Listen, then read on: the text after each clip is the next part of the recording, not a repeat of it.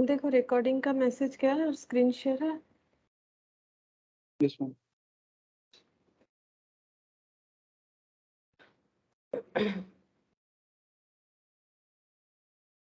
अच्छा देखो तुम लोगों ने जो भी क्वेश्चन किया है बाकी जो है वो देखते हैं। देखो मुझे जितना याद आ रहा है यहाँ पर इलास्ट्रेशन थोड़ा मिडिल से मैंने किया था, तो मुझे जितना याद आ रहा है 3-4 तक हम लोगों ने यहाँ पर किया था। ठीक है।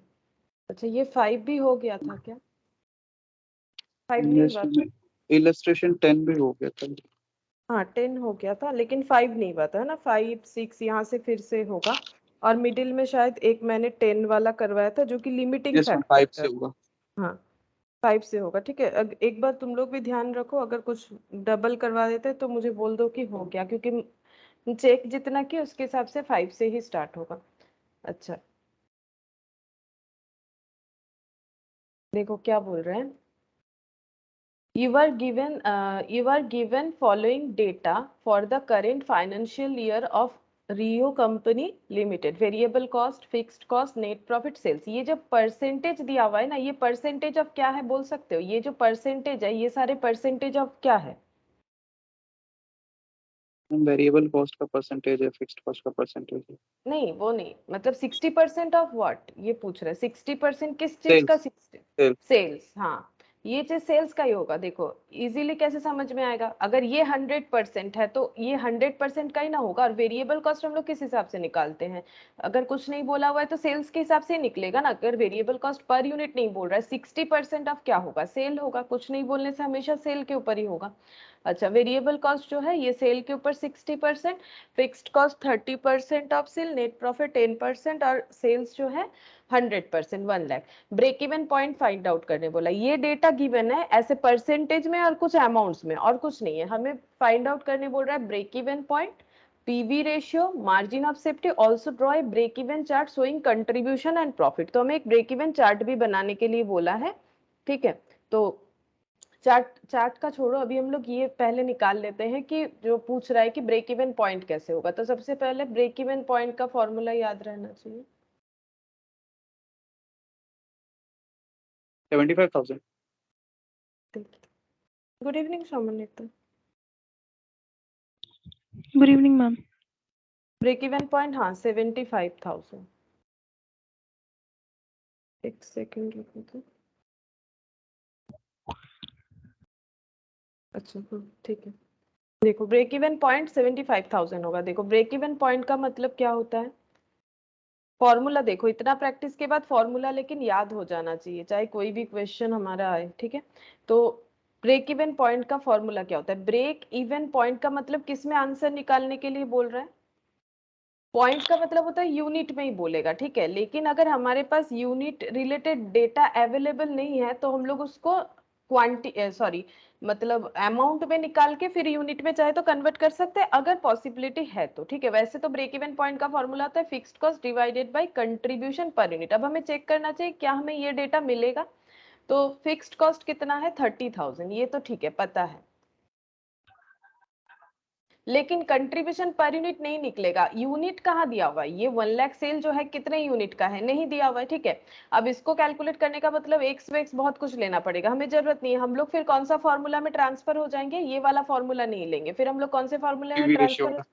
हाँ तो यहाँ पर हम लोग क्योंकि कंट्रीब्यूशन पर यूनिट हमारे पास अवेलेबल नहीं है तो ये फॉर्मूला इस क्वेश्चन के लिए हमारा किसी काम का नहीं है। ठीक है। इस तरह से फाइंड आउट करना चाहिए। तो यहाँ पर हम लोग करेंगे फिक्स्ड कॉस्ट। तो यहाँ पर क्या करेंगे? इन रुपीज लिख देंगे कि हम लोग जो आंसर निकाल रहे हैं break even point in rupees, मतलब पॉइंट में आंसर नहीं निकलेगा, मतलब यूनिट में आंसर नहीं निकलेगा। Fixed cost divided by PV ratio. ठीक है। अच्छा अब फिक्स्ड कॉस्ट है 30,000, पीवी रेशियो क्या हो जाता है? कंट्रीब्यूशन यहाँ पर कैलकुलेट कर 40%। ले। हाँ पीवी रेशियो हो जाएगा contribution divided by sales into 100। तो कंट्रीब्यूशन कितना है? ये देखो कंट्रीब्यूशन कैसे होगा? Sales minus variable cost, 1 lakh minus 60,000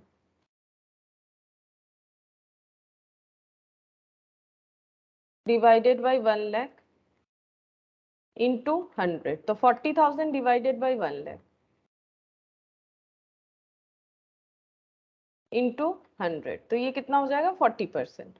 तो 40% से डिवाइड कर दो तो आंसर रुपीज में आएगा। ठीक है, आंसर कभी भी इसमें यूनिट में आ ही नहीं सकता है, क्योंकि कुछ यूनिट नीचे है नहीं, सिर्फ 40% से डिवाइड करे तो आंसर रुपीज जो है रुपीज में ही आ जाएगा। 30,000 डिवाइडेड बाई 40% यानी 75,000। ठीक है, ये हो गया हम लोगों का ब्रेक इवन पॉइंट। नेक्स्ट क्या फाइंड आउट करने के लिए बोला है? अच्छा, पीवी रेशियो भी हम लोग का कैलकुलेट हो गया इसी के साथ। ठीक है, margin of safety, 25,000। Margin of safety 25। अच्छा देखते हैं,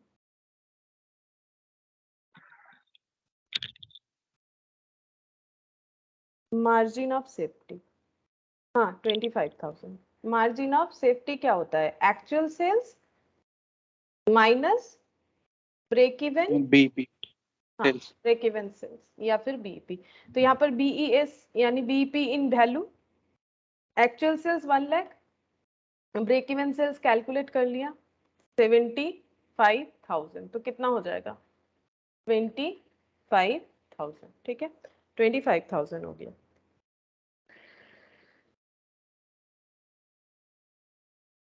अच्छा, अब हम लोग को यहाँ पर बोला है कि also draw a break even chart showing contribution and profit. Break even chart बनाने बोला है showing contribution and profit.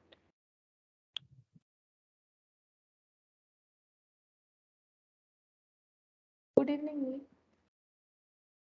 Good evening ma'am. अच्छा, तो देखो अगर हम लोग चार्ट बनाएंगे तो वहां पर देखो कि सेल जो है, सेल का क्या क्या दिया हुआ है। सेल हम लोगों को कुछ एजम्पशन लेना पड़ेगा। देखो एक साइड हमें कॉस्ट और रेवेन्यू लेना पड़ेगा, एक साइड हमें प्रोडक्शन या सेल्स लेना पड़ेगा। ठीक है, तो सेल्स जो है ब्रेक इवन हम लोग का 75,000 आया था, तो हम लोग अगर 10,000 मतलब 0 10 ऐसे करके ले सकते, कोई भी एक पार्ट तो हमें लेना पड़ेगा, मतलब कोई भी एक डिस्टेंस मतलब गैप तो हमें कवर करना पड़ेगा ना। तो हम जस्ट ऐसे ही रफली ड्रॉ करके दिखा रहे हैं। जैसे मान लो यहाँ 0 से स्टार्ट होता है। ठीक है, ये 10 हो गया, 20 30 40, ठीक है, 50 60 70 80 90 और 100। ठीक है, ये 100 हो गया। ये मान लो कि ये है प्रोडक्शन यूनिट में मान लेते हैं। ठीक है, प्रोडक्शन इन यूनिट। ठीक है, तो ये कितना है? ये है 1000 2000। ठीक है, इस तरह से दिया हुआ है। अच्छा, अब हम लोग का क्या होगा? देखो वेरिएबल कॉस्ट क्या होता है? वेरिएबल कॉस्ट हमेशा इंक्रीजिंग होगा। हम जस्ट एक रफली दिखाते हैं वेरिएबल कॉस्ट लाइन कैसे बनेगा। देखो जितना हम लोग का यूनिट बढ़ेगा वेरिएबल कॉस्ट बढ़ता जाएगा, इसीलिए वो इंक्रीजिंग ट्रेंड में होगा, मतलब बढ़ता जाएगा। ठीक है, ये वेरिएबल कॉस्ट लाइन लिख देते हैं, वेरिएबल कॉस्ट लाइन, क्योंकि जितना यूनिट हम लोग का प्रोडक्शन बढ़ेगा, अगर हम लोग इस तरफ कॉस्ट को दिखाते, ठीक है, मैंने वैसे कुछ दिखाया नहीं है, अगर मान लो इधर हम लोग कॉस्ट को दिखाएंगे तो 10 यूनिट के लिए जितना होगा 20 के लिए बढ़ जाएगा। ये वेरिएबल कॉस्ट लाइन दिखा रहे। ठीक है, हम ज्यादा कुछ डेटा नहीं ले रहे, जस्ट समझाने के लिए बोल रहे, ये वेरिएबल कॉस्ट का लाइन हो जाएगा। ठीक है, सेल्स लाइन भी क्या होगा? सेल्स लाइन भी इंक्रीजिंग होता है। ठीक है, सेल्स लाइन भी इंक्रीजिंग होता है, जितना हम लोगों का सेल्स बढ़ेगा वेरिएबल कॉस्ट भी उसके साथ साथ बढ़ता जाएगा। ठीक है, ये हम लोग लिख देते हैं सेल्स लाइन। ये दोनों क्या है? इंक्रीजिंग होगा। ठीक है, ये दोनों इंक्रीजिंग होगा। अच्छा, अब हम लोग को कैलकुलेट करना पड़ेगा कि ये यहाँ से यहाँ तक फिर क्या हो गया? ये पूरा जो जगह है, ये यहाँ पर ये पूरा जो जगह है, इसको हम लोग बोलेंगे वेरिएबल कॉस्ट। ये देखो, ये हो गया वेरिएबल कॉस्ट।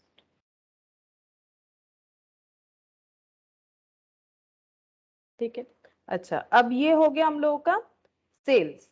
तो यहाँ पर सेल्स, ये अगर सेल्स है, ये बाकी पूरा सेल्स है। सेल्स मतलब कहां से कहां तक है? देखो वेरिएबल कॉस्ट यहां से लेके यहां तक है, सेल्स कहां तक है? सेल्स यहां से लेके यहां तक है, तो इन दोनों के गैप को हम लोग क्या बोलेंगे? देखो हम ये समझाना चाह रहे हैं ड्रॉ में, अगर यहां से यहां तक वेरिएबल कॉस्ट है, ये वाला डिस्टेंस अगर वेरिएबल कॉस्ट है, तो सेल्स कौन सा है? सेल्स के लिए हम दूसरा कलर से दिखाते हैं। ये देखो, ये सेल्स है, ये पूरा सेल्स है, ये पूरा सेल्स है ना? तो इन दोनों के गैप में क्या आता है? बोलो, सेल्स और वेरिएबल कॉस्ट का गैप क्या होता है? बताओ, पता है तुम लोग को? सेल्स और वेरिएबल कॉस्ट का गैप मतलब दोनों का डिफरेंस क्या होता है? सेल्स और वेरिएबल कॉस्ट का गैप क्या होता है? Sales minus variable cost. Contribution. हाँ, कंट्रीब्यूशन। तो इसको हम लोग क्या बोलेंगे फिर? कंट्रीब्यूशन एरिया कौन सा है? अगर यहां से लेके यहां सेल है और ये जस्ट वेरिएबल कॉस्ट है, तो कंट्रीब्यूशन एरिया कौन सा है? ये वाला, ये पूरा सेल है। यहाँ से यहाँ तक मान लो ये 100 है, ठीक है, और यहाँ से यहाँ मान लो ये 20 है फॉर एग्जाम्पल, तो ये कितना हो जाएगा, ये पूरा लकीर 100 है, यहाँ से यहाँ का लाइन अगर 20 है तो ये कितना हो जाएगा, इसमें से ये पोर्शन हटा देंगे ना, तभी तो ये पता चल जाएगा। तो कैसे कैलकुलेट होगा, 80 होगा। तो ये जो बीच का गैप है इसको हम लोग क्या बोलेंगे, कंट्रीब्यूशन, ठीक है। ड्रॉ में इसी तरह से ही बताया जाता है। तो यहां से ये वाला हो जाएगा कंट्रीब्यूशन, ठीक है। और सेल्स का एरिया अगर बताना है तो सेल्स का एरिया देखो हम ये कलर से दिखा देते हैं, ये पूरा हो गया सेल्स का एरिया, ठीक है। ये पूरा यहां से यहां तक सेल्स का एरिया, यहां से यहां वेरिएबल कॉस्ट, और यहां से यहां तक हो जाता है कंट्रीब्यूशन, ठीक है। ये कंट्रीब्यूशन का हो गया। अब टोटल कॉस्ट भी होगा। टोटल कॉस्ट मतलब क्या होता है, फिक्स्ड कॉस्ट और वेरिएबल कॉस्ट मिला के टोटल कॉस्ट। तो टोटल कॉस्ट हम दिखाते हैं, टोटल कॉस्ट हो जाएगा, देखो फिक्स्ड कॉस्ट पहले बनाएंगे तभी ना टोटल कॉस्ट होगा। फिक्स्ड कॉस्ट क्या होगा, स्ट्रेट लाइन होगा ऐसे, ठीक है ना, वो कम होगा ना तो वो ज्यादा होगा, ठीक है। फिक्स्ड कॉस्ट जो है वो फिक्स्ड होगा, इसीलिए हम ऐसे करके दिखा रहे हैं, ठीक है। ये हो गया फिक्स्ड कॉस्ट। फिक्स्ड कॉस्ट ये एक ही लेवल पे रहेगा, ये फिक्स्ड कॉस्ट लाइन हो गया। तो टोटल कॉस्ट लाइन क्या होगा, फिक्स्ड और वेरिएबल कॉस्ट दोनों को मिला के जो होगा उसको हम लोग बोलेंगे टोटल कॉस्ट लाइन। ये देखो, इसको हम अलग कलर से दिखा देते हैं। ये हो गया हम लोग का टोटल कॉस्ट लाइन, ये वाला टोटल कॉस्ट, ठीक है। और ये जो येलो कलर से किया है इसको हम लिख देते हैं फिक्स्ड कॉस्ट। देखो कंसेप्ट क्या है, वेरिएबल कॉस्ट बढ़ता है, सेल्स भी हम लोग का बढ़ेगा, सेल्स जितना बढ़ेगा हम लोग का वेरिएबल कॉस्ट बढ़ेगा, ठीक है। यहाँ पर वेरिएबल कॉस्ट हमेशा इंक्रीजिंग होगा, मतलब जितना यूनिट सेल बढ़ेगा, 10 यूनिट का सेलिंग लाइन जो होगा 20 का ज्यादा, 30 का ज्यादा, जितना ज्यादा यूनिट बेचेंगे सेल्स उतना बढ़ेगा, जितना ज्यादा यूनिट बेचेंगे वेरिएबल कॉस्ट बढ़ेगा। सिर्फ एक फिक्स्ड कॉस्ट ही है जो अपने जैसा फिक्स्ड रहेगा। इन दोनों के बीच का गैप का कंट्रीब्यूशन सेल्स और वेरिएबल वो मैंने पहले ही समझा दिया।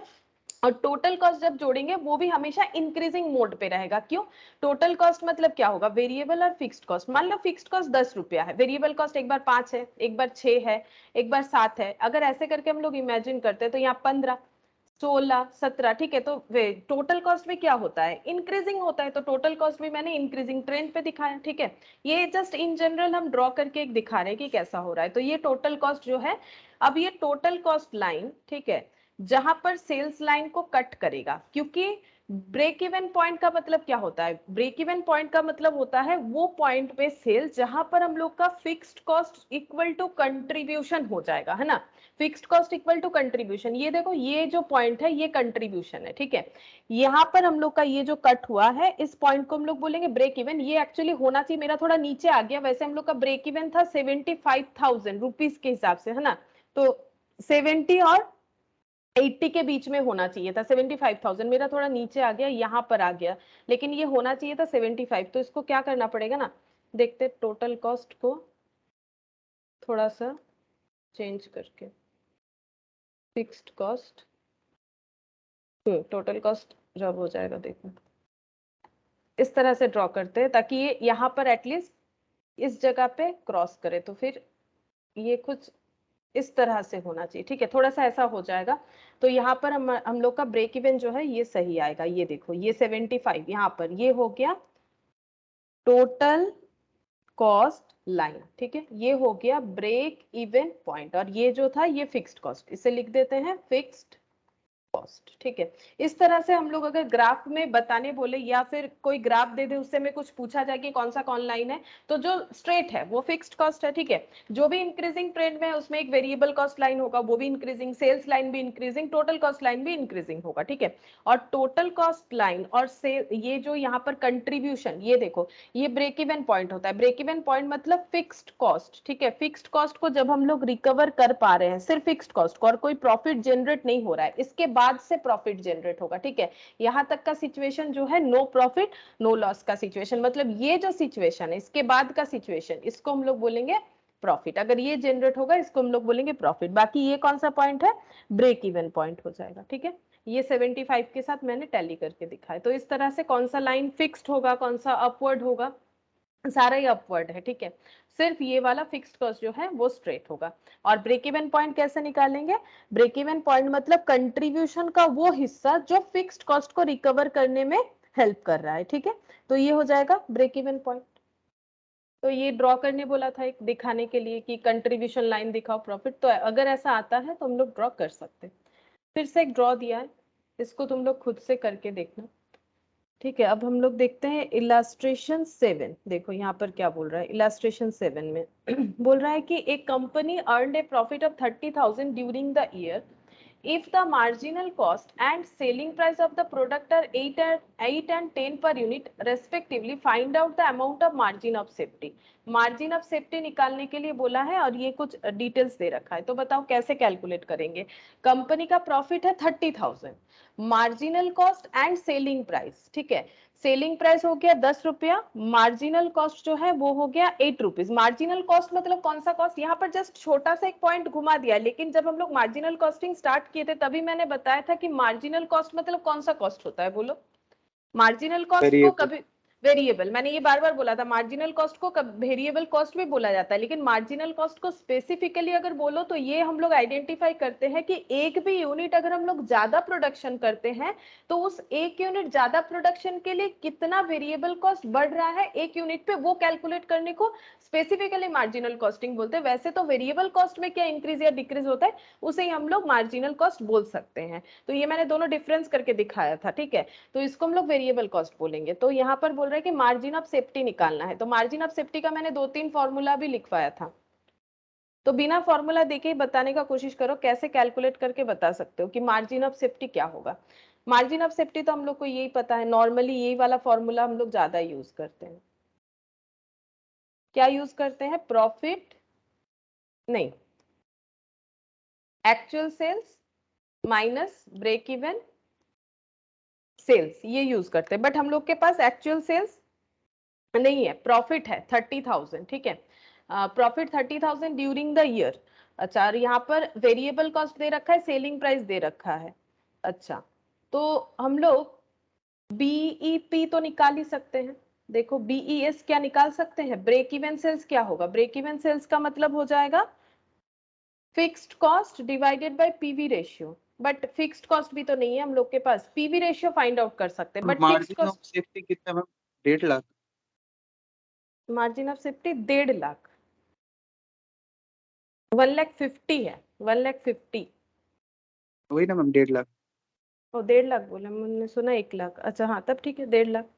देखो मैंने मार्जिन ऑफ सेफ्टी का और एक चीज भी बताया था। मार्जिन ऑफ सेफ्टी मतलब क्या होता है कि अगर हम लोग प्रॉफिट अर्न कर रहे हैं, है ना, तभी तो मार्जिन ऑफ सेफ्टी है। जितना प्रॉफिट अर्न कर रहे हैं उसे ही तो मार्जिन ऑफ सेफ्टी बोलते हैं। तो मैंने एक फॉर्मूला और भी लिखवाया था, अगर याद है तो देखो। इस फॉर्मूले से तो नहीं होगा, इस फॉर्मूले से रिलेटेड जो भी डेटा हमें कलेक्ट करना है उसका तो मुझे डेटा ही नहीं दिया हुआ है, ना तो मुझे फिक्स्ड कॉस्ट दिया हुआ है, ना तो मुझे मतलब वेरिएबल कॉस्ट तो दिया हुआ है, उससे हम पीवी रेशियो तो निकाल सकते हैं, बट मुझे फिक्स्ड कॉस्ट नहीं दिया हुआ है। तो हम लोग मार्जिन ऑफ सेफ्टी का मतलब क्या होता है कि प्रॉफिट हम लोगों का कितना हो रहा है, ठीक है। प्रॉफिट कितना हो रहा है, क्योंकि एक्चुअल सेल्स के बाद ये देखो, ये हो गया हम लोग का मार्जिन ऑफ सेफ्टी, बीईपी के बाद का जितना भी सेल है, ठीक है, उसको हम लोग बोलते हैं margin of safety. Margin of safety का मतलब ही तो है कि हम लोग कितना प्रॉफिट कमा रहे हैं, ठीक है।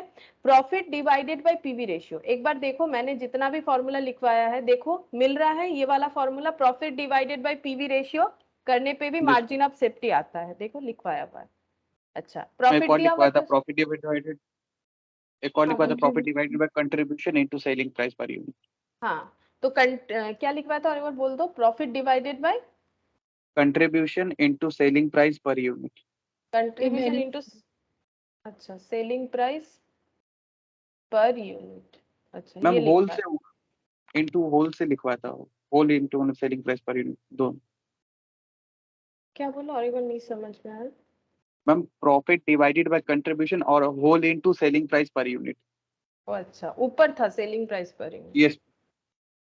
Into selling price per unit. तो प्रॉफिट डिवाइडेड बाय कंट्रीब्यूशन करने से ये पता चल जाता है कि कंट्रीब्यूशन जो है, मतलब मान लो प्रॉफिट है 10,000, ठीक है, कंट्रीब्यूशन पर यूनिट है 10 रुपया, तो ये डिवाइड करने से जो 1000 यूनिट आया, इसका मतलब 1000 यूनिट बेचने से हम लोग प्रॉफिट अर्न कर सकते हैं, ठीक है।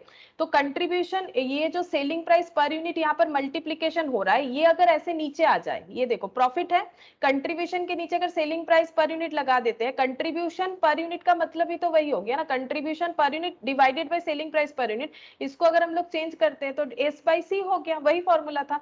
तो ये इसका मतलब ही तो हो जाता है पीवी रेशियो, इंटू 100 कर दो, कंसेप्ट तो एक ही है, नीचे पीवी रेशियो लिख दो या फिर इस तरह से लिख दो।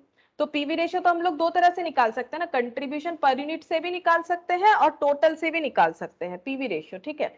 तो पीवी रेशियो देखो यहाँ पर क्या हो जाएगा, कंट्रीब्यूशन पर यूनिट और सेल्स ये दोनों ही दिया हुआ है, वो फॉर्मूला भी लिख के दिखा सकते हैं, सेम ही होगा। ये देखो profit divided by contribution per unit into selling price per unit. तो प्रॉफिट कितना है 30,000, कंट्रीब्यूशन पर यूनिट कितना हो जाएगा 10 माइनस 8, तो और यहाँ पर 10 है ना, 10 तो यहाँ पर कितना हो जाएगा 30,000 डिवाइडेड बाय 2 इंटू 10, तो ये 5 इंटू 3 1,50,000 है ना। और ये वाला फॉर्मूला से भी होगा, देखो पीवी रेशियो कैसे, पीवी रेशियो और इसमें फर्क क्या है, कुछ भी 20%। नहीं है ना, सेम हो जाएगा 20%, ये 20% ही तो होगा ना, यहाँ कंट्रीब्यूशन है, ये देखो ये तो सिंपल मैथमेटिक्स है, यहाँ पर एस कर दो तो पी इंटू पी बाई यहाँ पर सी रह जाएगा, ये एस जो है ऊपर चला जाएगा है ना, पी इंटू एस बाई सी हो जाएगा, जस्ट रिवर्स कर देने पे, ठीक है। और इसको इसको हम लोग पीवी रेशियो बोलते हैं, और ऐसे लिख दो एक ही बात है। तो यहाँ पर हो गया 1,50,000 मार्जिन ऑफ सेफ्टी, छोटा सा क्वेश्चन है, लेकिन ये फॉर्मूला ज्यादा यूज नहीं होता है मार्जिन ऑफ सेफ्टी पे, इसीलिए थोड़ा याद नहीं रहता है, लेकिन मैंने जब करवाया था मुझे जितना याद है, मैंने लॉजिक बताया था क्यों ये फॉर्मूला होता है, ठीक है। तो उस हिसाब से याद रखना है। अच्छा ये हो गया, नेक्स्ट देखो,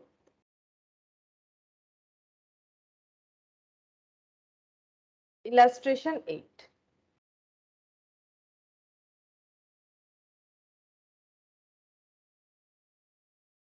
A Limited maintains margin of safety 37.5% with an overall contribution to sales ratio of 40%। इसका मतलब बोल रहा है कि ए लिमिटेड एक कंपनी है, मेंटेन करता है margin of safety 37.5% with an overall contribution to sales ratio of 40%। ये क्या है, ये फिर क्या है 40% कंट्रीब्यूशन टू सेल्स, मतलब कंट्रीब्यूशन टू सेल्स मतलब ये क्या है, टू मतलब डिवाइड होता है ना, जब ऐसे लैंग्वेज में लिखा हुआ रहता है और परसेंटेज दिया हुआ रहता है, मतलब कंट्रीब्यूशन टू सेल मतलब क्या, सी बाई कंट्रीब्यूशन टू सेल्स, ये क्या हो रहा है, ये क्या डिनोट कर रहा है बताओ, ये फिर कौन सा रेशियो डिनोट कर रहा है, ये 40% को, तो ये 40% को हम लोग कौन सा रेशियो बोलेंगे, PV ratio. PV ratio, obviously contribution by sales मतलब तो पीवी रेशियो। अब इसको लैंग्वेज में बोल दिया है तो हमें तो समझना पड़ेगा कि ये पीवी रेशियो है कि नहीं। तो वही चीज देखो, कंट्रीब्यूशन बाय सेल्स है ना, overall contribution to sales ratio ये बता रहा है, और ये मार्जिन ऑफ सेफ्टी रेशियो, ठीक है। अच्छा, if it's fixed cost amount to 5 lakh, fixed cost बोल रहा है कि 5 लाख है, ब्रेक इवन सेल्स कैलकुलेट करने के लिए बोला है, टोटल सेल्स कैलकुलेट करने के लिए बोला है, और क्या बोल रहा है देखते हैं, total variable cost, current profit, new margin of safety if sales volume is increased by 7.5%, बस ठीक है। देखो सबसे पहले ब्रेक इवन सेल्स निकालेंगे, तो ब्रेक इवन सेल्स कैलकुलेट करो तुम लोग भी, ब्रेक इवन सेल्स जो सबसे कॉमन फॉर्मूला याद रहता है, दैट इज लिख लेते हैं 12,50,000। 12,50,000, हाँ 12,50,000 fixed cost divided by PV ratio, देखते हैं इससे आंसर निकल जाएगा कि नहीं। पीवी रेशियो तो पता है, फिक्स्ड कॉस्ट 5 लाख पता है, पीवी रेशियो 40%। अभी देखा ना हम लोगों ने, रीड करके देखो वहां पर लैंग्वेज में दे दिया है, बस इतना सा डिफरेंस है। ब्रेक इवन सेल्स तो 40% से डिवाइड करना पड़ेगा 5 लाख, 12,50,000 आंसर होगा, रुपीज में आएगा, ठीक है रुपीज में आएगा। अच्छा नेक्स्ट, टोटल सेल्स, बोलो टोटल सेल्स का मतलब क्या हो सकता है, टोटल सेल्स का मतलब क्या होगा, ma'am MOS plus BEP. Total sales का मतलब break even sale plus margin of safety. Total sales का मतलब ही एक्चुअल सेल्स है ना, तो एक्चुअल सेल्स का मतलब होता है क्या, जितना हम लोगों ने सेल किया। अब सेल का दो पोर्शन हो जाएगा ना, एक हो जाता है नो प्रॉफिट नो लॉस तक का सेल, एक हो जाता है प्रॉफिट कमाने वाला सेल। तो no profit no loss sale मतलब ब्रेक इवन सेल, जहां तक ब्रेक इवन सेल है वहां तक no profit no loss sale है। उसके बाद मार्जिन ऑफ सेफ्टी जहां जा रहे हैं तो ये हो जाएगा हम लोगों का टोटल सेल्स दोनों मिला के, ठीक है। अच्छा ब्रेक इवन सेल्स तो हम लोगों ने कैलकुलेट कर लिया, 12,50,000 50,000, ठीक है। अच्छा, मार्जिन ऑफ सेफ्टी सेल्स कितना है ये हम लोग को नहीं पता, बट इसका एक रेशियो दे दिया है 37.5%। ये अबाउट व्हाट है, ये रेशियो किस चीज के ऊपर बना हुआ है, ये परसेंटेज किस चीज का है, 37.5% ऑफ किस चीज का, टोटल सेल्स का। टोटल सेल्स का, ठीक है। तो टोटल सेल्स ये हो गया, हम यहाँ पर लिख देते हैं, ये हो गया टोटल सेल्स, ठीक है। मार्जिन ऑफ सेफ्टी बोला है टोटल सेल्स का, टोटल सेल्स का मतलब इनटू ऑफ, है ना, ऑफ मतलब क्या हो जाता है, इनटू हो जाता है, इनटू 37.5%, टोटल सेल्स का 37.5%। अब इसको x मान सकते हो या फिर टोटल सेल लिख के भी आगे बढ़ सकते हैं हम लोग, ठीक है। तो ये मैंने x लिख लिया, तो x लिखना पड़ेगा, अगर x एज्यूम करे तो ऊपर लिखना पड़ेगा let total sales equal to x, ठीक है। अच्छा, अब यहाँ पर हो गया x इंटू 37.5%। अब ये इधर आ जाएगा, ठीक है, x माइनस, अब 37.5 डिवाइडेड बाई 100 कर लो कैलकुलेटर में, तो 0.375x हो गया, ठीक है। ये 0.375x ये इधर आ जाएगा तो माइनस में हो गया, तो 12,50,000। 1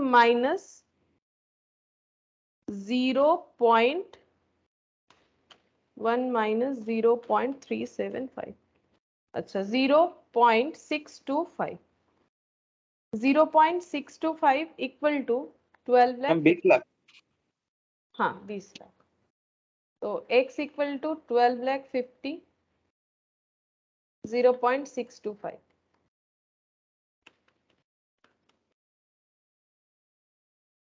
20 लाख, 20 लाख हो जाएगा टोटल सेल्स, ठीक है। नेक्स्ट क्वेश्चन क्या पूछा है, नेक्स्ट बोल रहा है कि टोटल वेरिएबल कॉस्ट, ठीक है, टोटल वेरिएबल कॉस्ट निकालने बोला है, कैसे कैलकुलेट होगा बताओ, टोटल 12 लाख। वेरिएबल कॉस्ट, हाँ टोटल वेरिएबल कॉस्ट, ठीक है। वेरिएबल कॉस्ट कैसे कैलकुलेट करेंगे, अगर पीवी रेशियो 40%, ये मैंने पहले दिन भी बोला था और ये एमसीक्यू के लिए बहुत इंपॉर्टेंट है, अगर पीवी रेशियो 40% है तो वेरिएबल कॉस्ट कितना होगा, क्योंकि पीवी रेशियो 40% का मतलब सेल्स 100, ठीक है। अच्छा, कंट्रीब्यूशन 40, तो वेरिएबल कॉस्ट कितना हो जाएगा, अगर sales minus variable cost equal to तो कंट्रीब्यूशन होता है, तो ये 60 हो जाएगा, ठीक है। तो अगर 40% मेरा पीवी रेशियो है तो वेरिएबल कॉस्ट सेल का कितना परसेंट हो जाएगा, 60%। ये यही वाला लिंक है, इसी लिंक से ही कैलकुलेट करना पड़ेगा, 60%, ठीक है। तो यहाँ पर हम लोग लिख लेते हैं variable cost is 60% to sales ratio. अच्छा, तो वेरिएबल कॉस्ट निकाल लेंगे, अब तो आसानी से ही निकल जाएगा, सेल का 60%, तो सेल कितना है, सेल अभी तो निकाला हम लोगों ने, एक्चुअल सेल्स, एक्चुअल सेल्स कितना है, टोटल सेल्स 20 लाख, 20 लाख का 60%,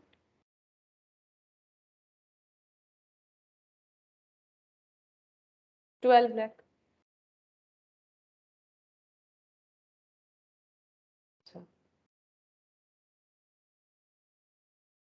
करेंट प्रॉफिट, करेंटली प्रॉफिट कितना हो रहा है, तो प्रॉफिट कैसे निकालेंगे, सेल्स 3 लाख। हम सब कुछ मिल ही गया। हाँ 3 5 लाख, लाख दे ही रखा। हाँ sales minus total cost equal to profit हो जाएगा, ठीक है। अच्छा, तो सेल्स टोटल कॉस्ट मतलब वेरिएबल कॉस्ट और fixed cost equal to profit, तो sales minus variable cost equal to क्या हो जाएगा, कंट्रीब्यूशन, कंट्रीब्यूशन तो हमें पहले ही पता है, कंट्रीब्यूशन कैलकुलेट किया था ना हम लोगों ने, 40% करना पड़ेगा सेल पे, सेल है 20 लाख, ये लिख देते हैं contribution minus fixed cost equal to profit, तो 40% ऑफ 20 लाख, कंट्रीब्यूशन मतलब 20 लाख का 40%, फिक्स्ड कॉस्ट गिवन है वो 5 लाख, शायद देख लेते, हाँ 5 लाख इक्वल टू प्रॉफिट, तो 8 लाख हो जाएगा ये, minus 5 lakh equal to profit, तो profit equal to 3 lakh, profit equal to 3 lakh हो गया। यहाँ पर पूछा था कि टोटल करंट प्रॉफिट कितना होगा। अच्छा, अब ये नया पॉइंट ऐड किया है, यहाँ पर बोल रहा है कि न्यू मार्जिन ऑफ सेफ्टी कितना होगा। न्यू मतलब जरूर कुछ कंडीशन चेंज कर रहा है, तभी बोल रहा है कि अगर ऐसा हो तो मार्जिन ऑफ सेफ्टी कितना होगा। Sales volume increased by 7.5%। अगर सेल्स वॉल्यूम इंक्रीज्ड होगा, वॉल्यूम बोला है बट हम लोग के पास तो यूनिट कुछ कैलकुलेशन नहीं है, तो अगर सेल्स वॉल्यूम बढ़ेगा तो करंट सिचुएशन के हिसाब से अगर हम लोग देखें तो जो सेल हम लोग का 20 लाख का है वो कितना हो जाएगा। वॉल्यूम तो नहीं है कि हम यूनिट में बता दे 100 यूनिट था तो 7.5% बढ़ेगा। हम लोग एज्यूम करके भी कर सकते कि अगर 100 यूनिट था 7.5% बढ़ेगा तो 107.5 हो जाएगा, ऐसे करके भी हम लोग कर सकते हैं, ठीक है। लेकिन मार्जिन ऑफ सेफ्टी क्योंकि रुपीज में आंसर आएगा तो बेटर यही होगा कि हम लोग इस परसेंटेज को जो है सेल्स वॉल्यूम मतलब जो एक्चुअली वैल्यू है उसी पे लगा दे, ठीक है। तो यहाँ पर लिखते हैं if sales value is increased by 7.5%, ठीक है। तो अगर क्वांटिटी के हिसाब से देखें तो 100 यूनिट, ये जस्ट समझाने के लिए बोल रहे हैं, 100 यूनिट हो जाएगा 107.5 यूनिट सेल्स वॉल्यूम बढ़ जाएगा। तो अभी 100 यूनिट का मतलब कितना सेल दिखा रहा है। अगर हम लोग कंपेयर करते हैं तो ये 20 लाख का सेल हो जाएगा, तो ये कितने का हो जाएगा, 20 लाख का है। इसमें फिर हमें क्या करना पड़ेगा, ये 100 यूनिट के लिए अगर है तो इतने यूनिट के लिए कितना हो जाएगा, या फिर इस 20 लाख पे हम लोग 1.075 लगा सकते हैं, ठीक है। अगर 7.5% करके बढ़ रहा है तो कितना होगा उस हिसाब से कैलकुलेट कर सकते हैं। तो न्यू यहाँ पर लिखते हैं न्यू 21,50,000। हाँ 21,50,000 न्यू सेल्स वैल्यू कितना हो जाएगा, ₹20 लाख। मैम न्यू एमओएस आएगा 34 लाख। न्यू एमओएस 34 लाख नहीं, उतना तो सेल ही नहीं है, 9 लाख होगा ना। टोटल सेल 34 लाख हो गए। हाँ वो हो सकता है।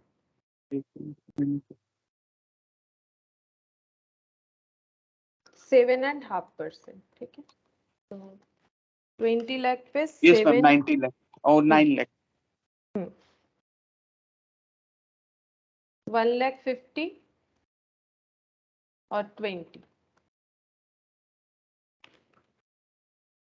अच्छा, तो ये हो जाएगा 21,50,000, ठीक है। ये न्यू सेल्स वैल्यू हो गया। ये देखो ना, ये अगर 100 यूनिट करके हो रहा है, अगर हम लोग ये एजम्पशन ले रहे हैं तो उस केस में हम लोग का कितना यूनिट बनता है, 20,000। तो 20,000 इंटू 107.5 करके देख लो तो भी सेम ही आंसर आएगा। किसी भी तरह से हम लोग कर सकते हैं 21,50,000। अगर हम लोग एजम्पशन लेंगे कि लेट हम लोग 100 यूनिट बेच रहे थे तो 20 लाख कमाए, मतलब कितना यूनिट बेचा, 20,000 यूनिट, ठीक है। ये जस्ट मतलब समझाने के लिए ये पॉइंट लिया हुआ है, ये सॉल्यूशन का पार्ट नहीं है।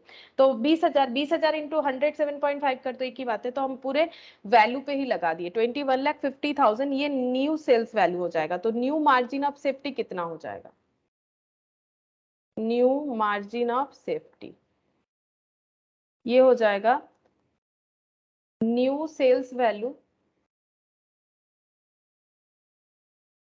माइनस बीईएस,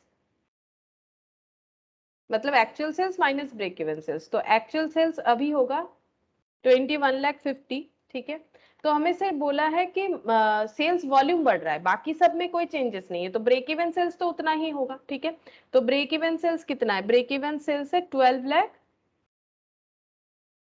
कहा गया 12,50,000, क्योंकि ब्रेक इवन सेल्स तो इस तरह से कैलकुलेट हुआ है ना, तो ब्रेक इवन सेल्स हो गया 12,50,000।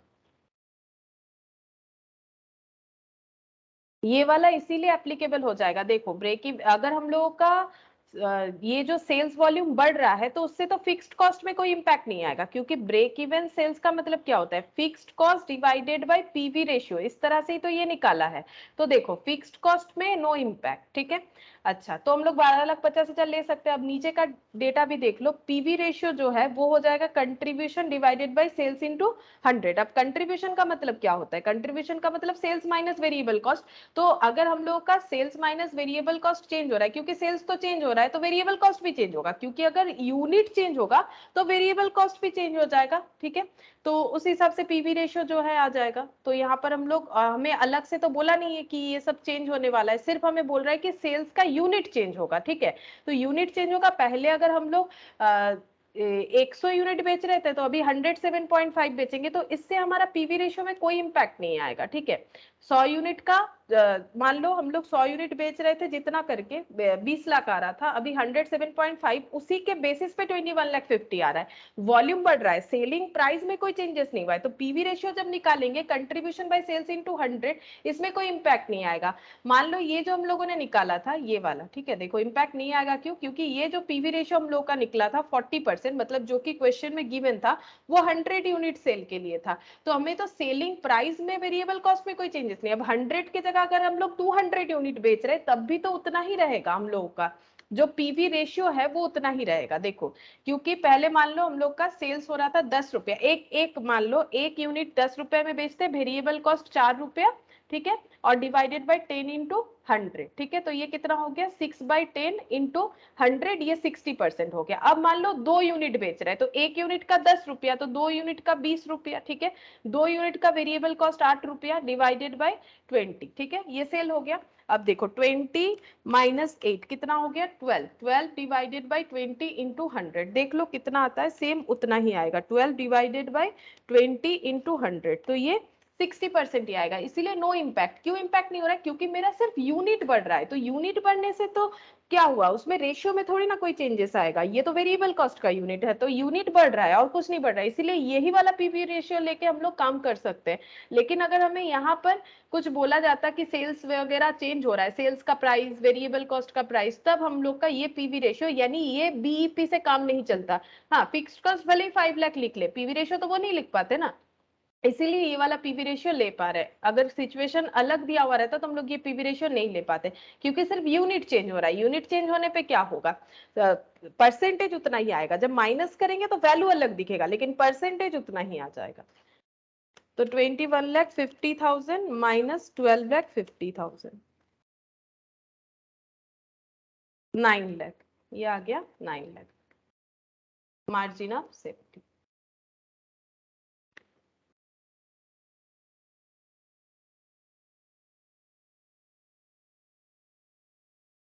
अब देखो कुछ एमसीक्यू जैसा क्वेश्चन है ये वाला, देखो यहाँ पर बोल रहा है कि by noting PV will increase और PV will decrease और PV will not change, हमें बताना पड़ेगा कि ये सारे कंडीशन में सिर्फ कमेंट करना है कि होगा कि नहीं होगा, कुछ प्रूव करके नहीं दिखाना है, सिर्फ देख के बताना है कि पीवी रेशियो जो है इंक्रीज होगा कि डिक्रीज होगा या कुछ भी चेंज नहीं होगा यानी कांस्टेंट रहेगा। एज द केस में B state how the following independent situation will affect the PV ratio, हमें ये बताना है। अभी तक हम लोगों ने जो भी सीखा है उसके बेसिस पे। तो हम एक काम करते हैं, कॉलम बना लेते, फिर पूछते हैं, तुम लोगों से ही पूछते हैं कि आंसर क्या होगा, क्या क्या सिचुएशन है यहाँ पर लिख देते हैं। पर्टिकुलर्स, पीवी रेशियो क्या इंपैक्ट आएगा, और यहाँ पर अगर रीजन का जरूरत होगा तो यहाँ पर रीजन दिखा देते हैं, वैसे रीजन का जरूरत नहीं है, क्या इंपैक्ट होगा वही दिखाने बोला है, ठीक है। फिर भी हम लोग जो कंसेप्ट के हिसाब से बोलेंगे उसी हिसाब से करेंगे। जैसे क्वेश्चन नंबर 1, ठीक है, ये पर्टिकुलर के नीचे ही लिख देते हैं, क्वेश्चन नंबर 1, बताओ कि क्या होगा इम्पैक्ट। बोल रहा है कि increase in the physical sales volume, अभी अभी इसी पे मैंने बात किया, अगर फिजिकल सेल्स वॉल्यूम बढ़ रहा है तो क्या पीवी रेशियो चेंज होगा, इंक्रीज होगा कि डिक्रीज होगा, या फिर कुछ भी नहीं होगा, कांस्टेंट रहेगा। अभी अभी मैंने समझाया एग्जांपल के साथ, अगर सिर्फ सेल्स वॉल्यूम बढ़ रहा है कांस्टेंट रहेगा। कांस्टेंट रहेगा। अभी तो मैंने बताया कि मान लो एक यूनिट 10 रुपए का है, ठीक है, एक यूनिट का सेलिंग प्राइस 10 रुपया, एक यूनिट का वेरिएबल कॉस्ट मान लो 5 रुपया, तो पीवी रेशियो क्या हुआ यहाँ पर, sales minus variable cost divided by sales into 100, तो ये कितना हो गया 2/10 इंटू 100। ये जस्ट समझाने के लिए, देखो अभी अभी तो मैंने समझाया 20%। अब एक यूनिट की जगह 2 यूनिट का सेल बोल रहा है ना कि sale physical sales volume increase कर रहा है, तो 2 यूनिट का सेलिंग प्राइस कितना हो जाएगा 20, 2 यूनिट का वेरिएबल कॉस्ट कितना हो जाएगा 10, तो 20 माइनस 10 डिवाइडेड बाई 20 इंटू 100 कितना आएगा 10/20 इंटू 100, एज इट इज आएगा 20%, तो नो चेंज, ठीक है, नो चेंज। तो यहाँ पर लिख देते हैं विल नॉट चेंज। ठीक है, रीजन देने का कोई जरूरत नहीं, रीजन वही वाला देना पड़ेगा जो मैंने अभी वहां पर लिख के दिखाया कि लेट एज्यूम इस तरह से कि कोई भी इंपैक्ट नहीं डाल रहा है। ठीक है, वो तुम लोग खुद से लिख लेना। अच्छा, an increase in fixed cost, fixed cost increase होगा तो क्या पीवी रेशियो पे कोई इंपैक्ट आएगा? सोचो पीवी रेशियो कैसे कैलकुलेट होता है, क्या वहां पर फिक्स्ड कॉस्ट इंपैक्ट, क्योंकि पीवी रेशियो का मतलब ही क्या है कि हम लोगों का वेरिएबल कॉस्ट कितना रिकवर हो रहा है सेल करने के बाद, वही तो पीवी रेशियो बताता है। तो क्या फिक्स्ड कॉस्ट की इंक्रीज डिक्रीज से पीवी रेशियो पे कोई इंपैक्ट आएगा? नो मैम, नहीं, कभी नहीं आएगा। ठीक है, तो विल नॉट चेंज। तो ऐसा एमसीक्यू पूछ सकता है हम लोगों को। ठीक है, अच्छा नेक्स्ट देखो। अच्छा,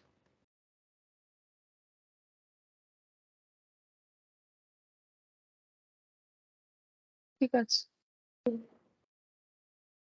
अच्छा देखो फिर क्या बोल रहा है, ए डिक्रीज इन वेरिएबल कॉस्ट। पहले सोचो इम्पैक्ट आएगा कि नहीं, और आएगा तो इंक्रीज या डिक्रीज। पहले ये देखो इम्पैक्ट आएगा कि कुछ भी इम्पैक्ट नहीं आएगा। Decrease in variable cost per unit, अगर वेरिएबल कॉस्ट कम हो जाता है क्या पीवी रेशियो इफेक्टेड होगा?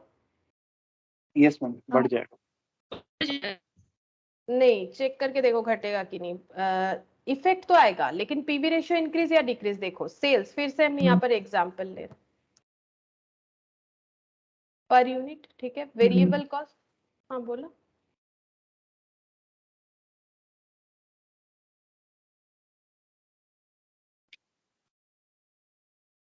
यहाँ पर कुछ और ले लेते हैं, 2 ले लेते हैं। ठीक है, सेल्स और ये वेरिएबल कॉस्ट हो गया। तो पीवी रेशियो बताओ कितना होगा, कंट्रीब्यूशन कितना हो जाएगा? Sales minus variable cost 10 minus 2 divided by 10 into 100, बताओ कितना होगा? ये जो मैंने एग्जांपल लिया उसकी 80%। अब अप्लाई करो डिक्रीज इन वेरिएबल कॉस्ट, सिर्फ वेरिएबल कॉस्ट कमेगा। तो सेल 10 है, वेरिएबल कॉस्ट को कम कर दो। सपोज मैंने 1 रुपीज कर दिया। ठीक है, तो 10 माइनस 1 डिवाइडेड बाय कितना हो जाएगा? 10 इंटू 100, बताओ कितना होगा? 90%। तो फिर इम्पैक्ट क्या हुआ? कम नहीं हुआ। वेरिएबल कॉस्ट कम होने से कम नहीं होगा। क्यों? क्योंकि डिवाइड करने पे न्यूमरेटर डिनोमिनेटर हमें देखना है ना। ऊपर 9 आ रहा है, नीचे 10 आ रहा है, पहले ऊपर 8 आ रहा था। तो ऊपर जितना ज्यादा डेटा आएगा उतना हम लोग का परसेंटेज बढ़ जाएगा। अगर नहीं हम लोग ऐसे आइडेंटिफाई कर पाते तो एक ऐसा एग्जाम्पल के साथ हमें चेक कर लेना चाहिए। तो हम लोग लिखेंगे क्या कि वेरिएबल कॉस्ट अगर बढ़ेगा तो हम लोगों का जो क्या इम्पैक्ट देखा, पीवी रेशियो जो है वो बढ़ जाएगा। ठीक है, विल डिक्रीज। तो थर्ड नंबर पॉइंट में लिखेंगे विल, सॉरी बढ़ जाएगा ना, विल इंक्रीज। इंक्रीज हो जाएगी। हाँ, हम दिखाएं इंक्रीज और बोल दिए डिक्रीज, विल इंक्रीज। अच्छा, अब ये देखो next, decrease in contribution margin, मतलब कंट्रीब्यूशन अगर कम हो जा रहा है तो क्या होगा? तो देखो यहाँ पर एग्जांपल में चेक करते हैं। पहले ये था, अब कंट्रीब्यूशन कम करेंगे तो यहाँ पर कुछ और ले लेते हैं। कंट्रीब्यूशन कम करना है मतलब 8 से कम करना है। ठीक है, तो 8 से अगर कम करना है तो हम क्या कर सकते हैं, यहाँ पर सेल्स को या फिर इसको वेरिएबल कॉस्ट को चेंज करेंगे, या तो सेल्स को या तो वेरिएबल कॉस्ट को चेंज करेंगे। देखो वेरिएबल कॉस्ट हम कर लेते हैं 4 रुपया, तो कंट्रीब्यूशन कम हो जाएगा। देखो 10 माइनस 4 डिवाइडेड बाई 10 इंटू 100, तो कितना हो जाएगा? 6 बाई 10 इंटू 100, तो ये हो गया 60%। खुद ही इम्पैक्ट देखो क्या आ रहा है, decrease decrease in contribution margin. Contribution 6 रुपया हो गया 8 रुपए से, तो पीवी रेशियो में क्या इम्पैक्ट आया? पीवी रेशियो क्या हो जाएगा? पीवी रेशियो डिक्रीज हो जाएगा। डिक्रीज हो जाएगा। ठीक है, तो कोई भी एक एग्जांपल से कर सकते हैं ऐसा क्वेश्चन, डिक्रीज हो जाएगा। अच्छा, तो यहाँ पर लिखेंगे 4th नंबर पे विल डिक्रीज। अच्छा, 5th number, an increase in selling price. अब बोल रहे हैं सेलिंग प्राइस बढ़ जाएगा, तो इसी को चेंज करते हैं। चलो सेलिंग प्राइस चेंज हो जाएगा, तो सेलिंग प्राइस 10 से 12 कर देते हैं, बाकी कुछ चेंज नहीं होगा, तो वेरिएबल कॉस्ट वैसे ही रहेगा। सेलिंग प्राइस, ये 5th नंबर पॉइंट कर रहे हैं, तो कंट्रीब्यूशन कितना हो गया? 12 माइनस 2 डिवाइडेड बाई 12 इंटू 100, तो ये हो गया 10 बाई 12 इंटू 100, तो कितना हो जाएगा? ये कुछ पॉइंट में आ जाएगा मेरे एग्जाम्पल के हिसाब से, कोई बात नहीं, हमारा आंसर तो हम लोग दे ही पाएंगे, पॉइंट में आने दो।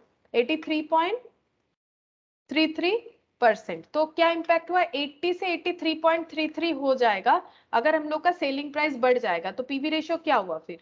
इंक्रीज हो गया, इंक्रीज हो जाएगा, PV ratio increase, will increase. अच्छा, फिर हम लोग 6th नंबर पॉइंट देखें, डिक्रीज इन फिक्स्ड कॉस्ट। बोलो क्या कोई इंपैक्ट आएगा? Decrease no in ma'am, fixed will not change, will not change, क्योंकि ये तो रिलेटेड टू फिक्स्ड कॉस्ट है ही नहीं। अच्छा, ए 10% increase in both selling price and variable cost, selling price और वेरिएबल कॉस्ट दोनों ही 10% बढ़ रहा है। ठीक है, तो हम लोग यहाँ पर इसी एग्जांपल पे देखेंगे। देखो 10% सेलिंग प्राइस बढ़ाओ तो 10 रुपए का 10% बढ़ाओ कितना हो जाएगा, और 2 रुपए में 10% बढ़ाओ 11, और 2 रुपए में 10% बढ़ाओ। मैम कोई चेंज नहीं आएगा। हाँ, कोई चेंज नहीं आएगा क्योंकि दोनों में क्या हो रहा है, बराबर बढ़ रहा है। तो 11 minus 2.2 divided by 11 into 100, change तो नहीं होगा। 8.8 डिवाइडेड बाई 11 इंटू 100, 80% ही होगा, क्योंकि वेरिएबल कॉस्ट भी बढ़ गया है, सेल्स भी बढ़ गया है। ठीक है, बट जो परसेंटेज है वो तो उतना ही होगा। अब क्यों इम्पैक्ट नहीं आया? क्योंकि दोनों ही 10% है। अगर एक 10% और एक कुछ और परसेंटेज होता तो चेंजेस देखने को मिलता। ठीक है, तो यहाँ पर लिखेंगे नो चेंज। ठीक है, यहाँ पर लिख देंगे नो चेंज, 7 वाला,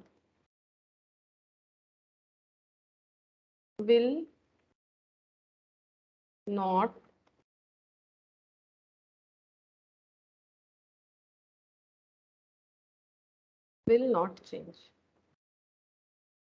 8th number, a 10% increase in selling price per unit and 10% decrease in physical sales volume। तो देखो 10% increase in selling price, तो selling price 10 रुपए बढ़ा देते हैं तो कितना हो जाएगा, 11 रुपया। ठीक है, 10% decrease in physical sales volume, 10% sales volume कम हो गया है तो क्या इम्पैक्ट होगा? तो ये 1 यूनिट बिक रहा था। ठीक है, अब 1 यूनिट से कम तो नहीं कर सकते हैं, तो एक काम कर देते हैं, ये कर लेते हैं 2 यूनिट। ये सेलिंग प्राइस पर यूनिट ये जो है ये 10 रुपए करके है 1 यूनिट का, इसको हम कर देते हैं 5 रुपया करके, तो ठीक रहेगा। रुको, नहीं तो चेंज नहीं कर पाएंगे। यहाँ पर कर देते 5 रुपीज पर यूनिट, और वेरिएबल कॉस्ट हो गया 1 रुपीज पर यूनिट। ठीक है, क्या बोला है, 10% इंक्रीज इन सेलिंग प्राइस, तो सेलिंग प्राइस 5 रुपए में बढ़ा देते हैं, कितना हो जाएगा 10% मतलब 5.5। 5.5, 5.5 हो गया। अच्छा, and 10% decrease in physical sales volume, तो पहले सेल हो रहा था सपोज 2 यूनिट। ठीक है, 2 यूनिट सेल हो रहा था, अब एक एक यूनिट ऐसे प्राइस था। ठीक है, अगर हम लोगों का सेल्स फिजिकल सेल्स वॉल्यूम जो है वो 10% डिक्रीज हो जाएगा, तो 2 का 10% डिक्रीज होने पे हो जाएगा 1.8। हाँ, वॉल्यूम हो जाएगा 1.8। ठीक है, 1.8 यूनिट, थोड़ा सा पॉइंट में आ जा रहा है क्योंकि मैंने छोटा सा डेटा लिया हुआ है। अब देखते हैं कि पीवी रेशियो क्या हो जाएगा। तो सेलिंग प्राइस है 5.5 और 1.8 जो है सेल हो रहा है। अच्छा, तो इसके हिसाब से हम लोग कंट्रीब्यूशन निकालते हैं। कंट्रीब्यूशन हो जाएगा सेल्स माइनस वेरिएबल कॉस्ट, एक यूनिट का 5.5 है। ठीक है, एक यूनिट का 5.5 है। अच्छा, और यहाँ पर contribution sales minus variable ma'am cost ये हो इंक्रीज गया, करेगा। इंक्रीज करेगा, इंक्रीज करेगा ना कंट्रीब्यूशन। और सेल्स फिर कितना हो जाएगा यहाँ पर, सेल्स ये मैंने कंट्रीब्यूशन कहाँ लिखा, सेल्स माइनस वेरिएबल कॉस्ट करना पड़ेगा। तो वेरिएबल कॉस्ट एक यूनिट का 1 पर यूनिट करके है, यहाँ पर भी 1 ही रहेगा क्योंकि वेरिएबल कॉस्ट में तो कोई चेंज नहीं है। अगर हम लोग एक यूनिट का ही निकाल रहे हैं तो 5.5 माइनस 1, ये कंट्रीब्यूशन हो गया 4.5, contribution divided by sales into 100, तो 81 आ जाएगा, 81.8। ये इम्पैक्ट नहीं भी दिखाने से होगा, कोई प्रॉब्लम नहीं। हम लोग अपना सेलिंग प्राइस को बढ़ा दिए, 10% इंक्रीज इन सेलिंग प्राइस और डिक्रीज इन सेल्स वॉल्यूम। तो सेल्स वॉल्यूम से क्या यहाँ पर इम्पैक्ट दिखाने का जरूरत नहीं है। हम लोग देख रहे हैं कि 5 रुपए पर यूनिट सेलिंग प्राइस था, अभी 5.5 हो गया है सेलिंग प्राइस। ठीक है, वेरिएबल कॉस्ट में कोई चेंजेस नहीं है। तो पहले एक यूनिट वेरिएबल कॉस्ट मतलब एक यूनिट के लिए वेरिएबल कॉस्ट 1 रुपया लग रहा था, अभी एक यूनिट के लिए 1 रुपया लगेगा, तो कंट्रीब्यूशन हो गया। तो sales contribution divided by sales into 100, तो 8.18 आ रहा है। ठीक है, तो ये हो जाएगा हम लोग का बढ़ रहा है। यहाँ पर ये इम्पैक्ट नहीं भी दिखाने से, इसका इम्पैक्ट अगर हम लोग नहीं भी लाते अभी तो भी हम लोग का आंसर हो जाएगा। ठीक है, तो 10% decrease in physical sales volume, decrease होने दो, हम लोग ये देखेंगे कि एक यूनिट पे क्या इम्पैक्ट आ रहा है। ठीक है, तो यहाँ पर कितना हो जाएगा, बढ़ रहा है, विल इंक्रीज, है ना, 80 था वो बढ़ रहा है, तो विल इंक्रीज। अच्छा, नेक्स्ट क्या बोल रहा है देखो, ए 50% increase in variable cost per unit and 50% decrease in fixed cost. Fixed cost को तो देखना ही नहीं है, हम लोग वेरिएबल कॉस्ट देखेंगे। वेरिएबल कॉस्ट इंक्रीज हो गया तो 5 रुपया था, तो इसको 10 ही ले लेते हैं ताकि ये 80% से कंपेयर कर पाए। देखो, तो यहाँ पर ले लिया 10 और यहाँ पर ले लिया वेरिएबल कॉस्ट 2, तो ये हो जाएगा एक यूनिट के लिए। ठीक है, अच्छा, अगर 50% increase in variable cost per unit होगा, मैम पीवी रेशियो 50% डिक्रीज हो जाएगा। पीवी रेशियो डिक्रीज हो जाए, 50% इंक्रीज इन वेरिएबल कॉस्ट, तो 10 माइनस वेरिएबल कॉस्ट बढ़ जाएगा 2 रुपए पे 50%, मतलब 3 रुपया हो जाएगा। 7/10 देखते हैं क्या होता है, 70% हो जाएगा। 70%, तो डिक्रीज हो गया, कम हो जाएगा, तो will decrease.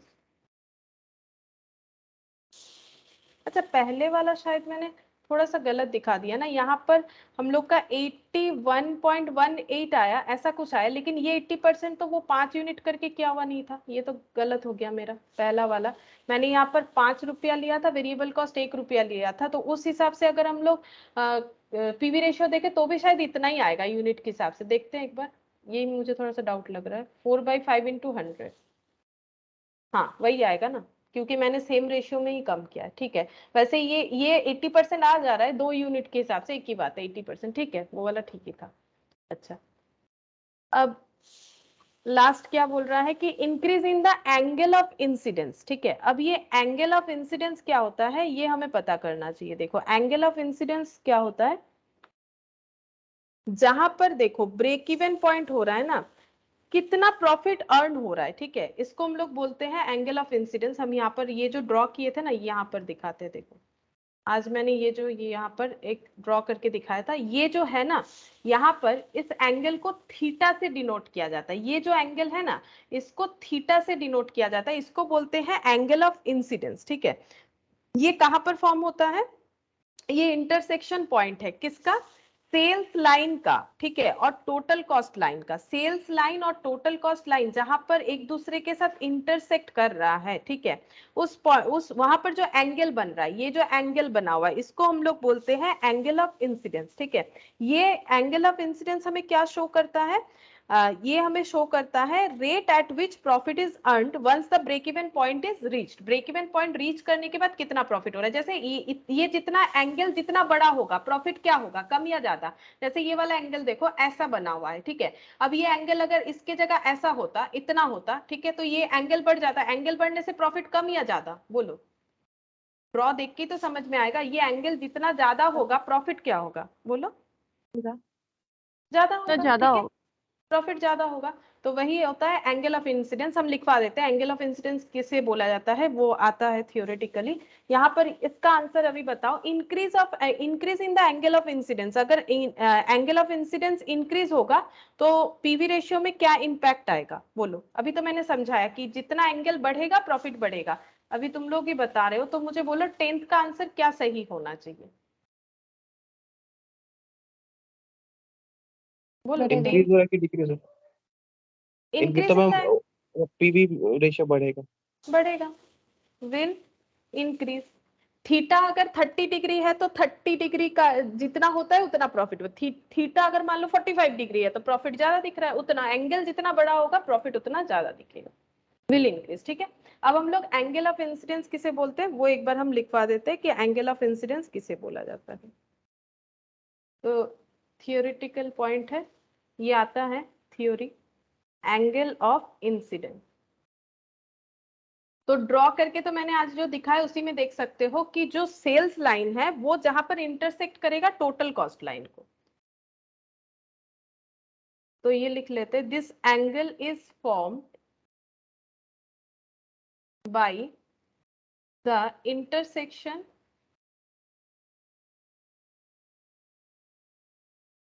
Of sales line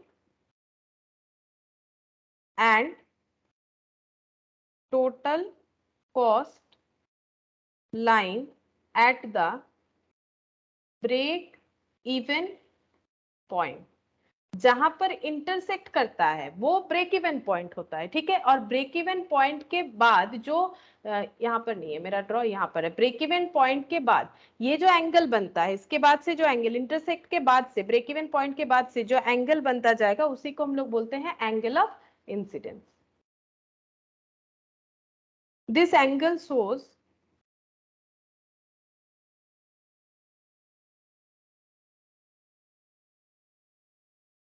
that the rate at which profit is earned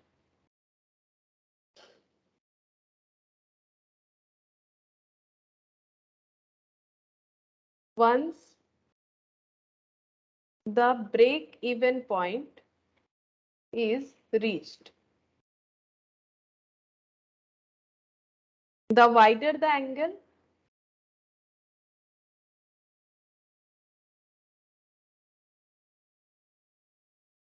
the greater is the rate of earning.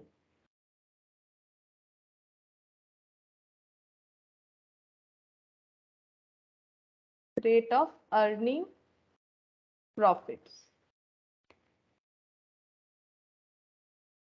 A large angle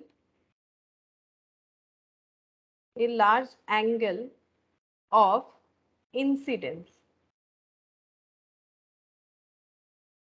with a high margin of safety indicates extremely favorable position. क्योंकि angle जितना ज्यादा हो रहा है इसका मतलब हम लोग उतना ज्यादा प्रॉफिट कमा रहे हैं, यानी मार्जिन ऑफ सेफ्टी उतना ज्यादा है टोटल सेल से। ये देखो ये ड्रॉ में ये सेल्स लाइन जो है ये पूरा टोटल सेल्स है। मैंने यहाँ से यहाँ तक सेल्स दिखाई, ये जो पीले कलर से, ये जो येलो कलर से दिखाई, यहाँ से यहाँ तक का सेल है, ठीक है।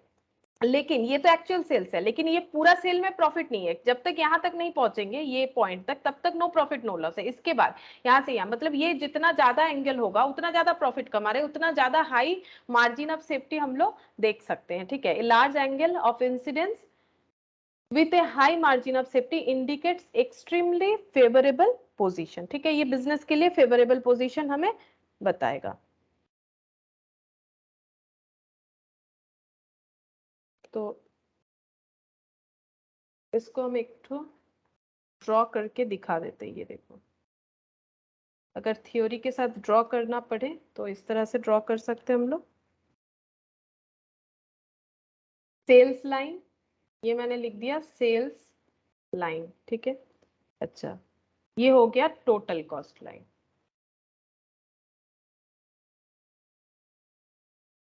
ऐसे, ठीक है, ये वाला टोटल कॉस्ट लाइन, ठीक है। ये हो गया टोटल कॉस्ट लाइन। अच्छा, ये ब्रेक इवन पॉइंट होता है जहां पर इंटरसेक्ट कर रहा है, ये ब्रेक इवन पॉइंट हो गया, ठीक है। अच्छा, अब ये जो है ये हो गया, यहाँ पर जो एंगल बन रहा है इसको थीटा से, एंगल को तो थीटा से डिनोट करते हैं, इसे हम लोग बोलेंगे एंगल ऑफ इंसिडेंस, ठीक है। अच्छा, ये है लॉस एरिया, है ना, ये लॉस एरिया है। यहां तक तो मतलब लॉस, यहाँ पर no profit no loss, BEP का मतलब हो गया नो प्रॉफिट नो लॉस, ठीक है। ये जो है इसके बाद का जो एरिया है, ये जो एरिया चल रहा है, ये जो स्टार्टिंग आया, इसको हम लोग बोलेंगे प्रॉफिट एरिया। ये लॉस एरिया, ये पूरा जो है इधर वाला ये पूरा लॉस एरिया, और ये यहाँ से स्टार्ट होता है प्रॉफिट। यहाँ पर हो रहा है no profit no loss situation, जो अभी तक हम लोग थियोरिटिकली पढ़ रहे थे उसी का प्रेजेंटेशन है, ठीक है। अच्छा, फिक्स्ड कॉस्ट कौन सा होगा? एक स्ट्रेट जो लाइन होगा उसे हम लोग बोलेंगे फिक्स्ड कॉस्ट। मान लो ये है फिक्स्ड कॉस्ट लाइन, ठीक है, ये फिक्स्ड कॉस्ट लाइन हो गया। अच्छा, अब मार्जिन ऑफ सेफ्टी कौन सा, कहां से कहां तक होगा? ब्रेक इवन पॉइंट के बाद से लेके बाकी पूरा situation he margin of safety. तो ये देखो, ये ब्रेक इवन पॉइंट यहां तक, ठीक है, यहां से लेके ये पूरा जो है यहां तक हो जाएगा हम लोग का। ये जो एरिया है ये वाला, ये पूरा जो एरिया है इसे हम लोग लिखेंगे मार्जिन ऑफ सेफ्टी। ठीक है, ये हो गया मार्जिन ऑफ सेफ्टी। बस इतना सा दिखाने से ही होगा। ये होता है एंगल ऑफ इंसिडेंस।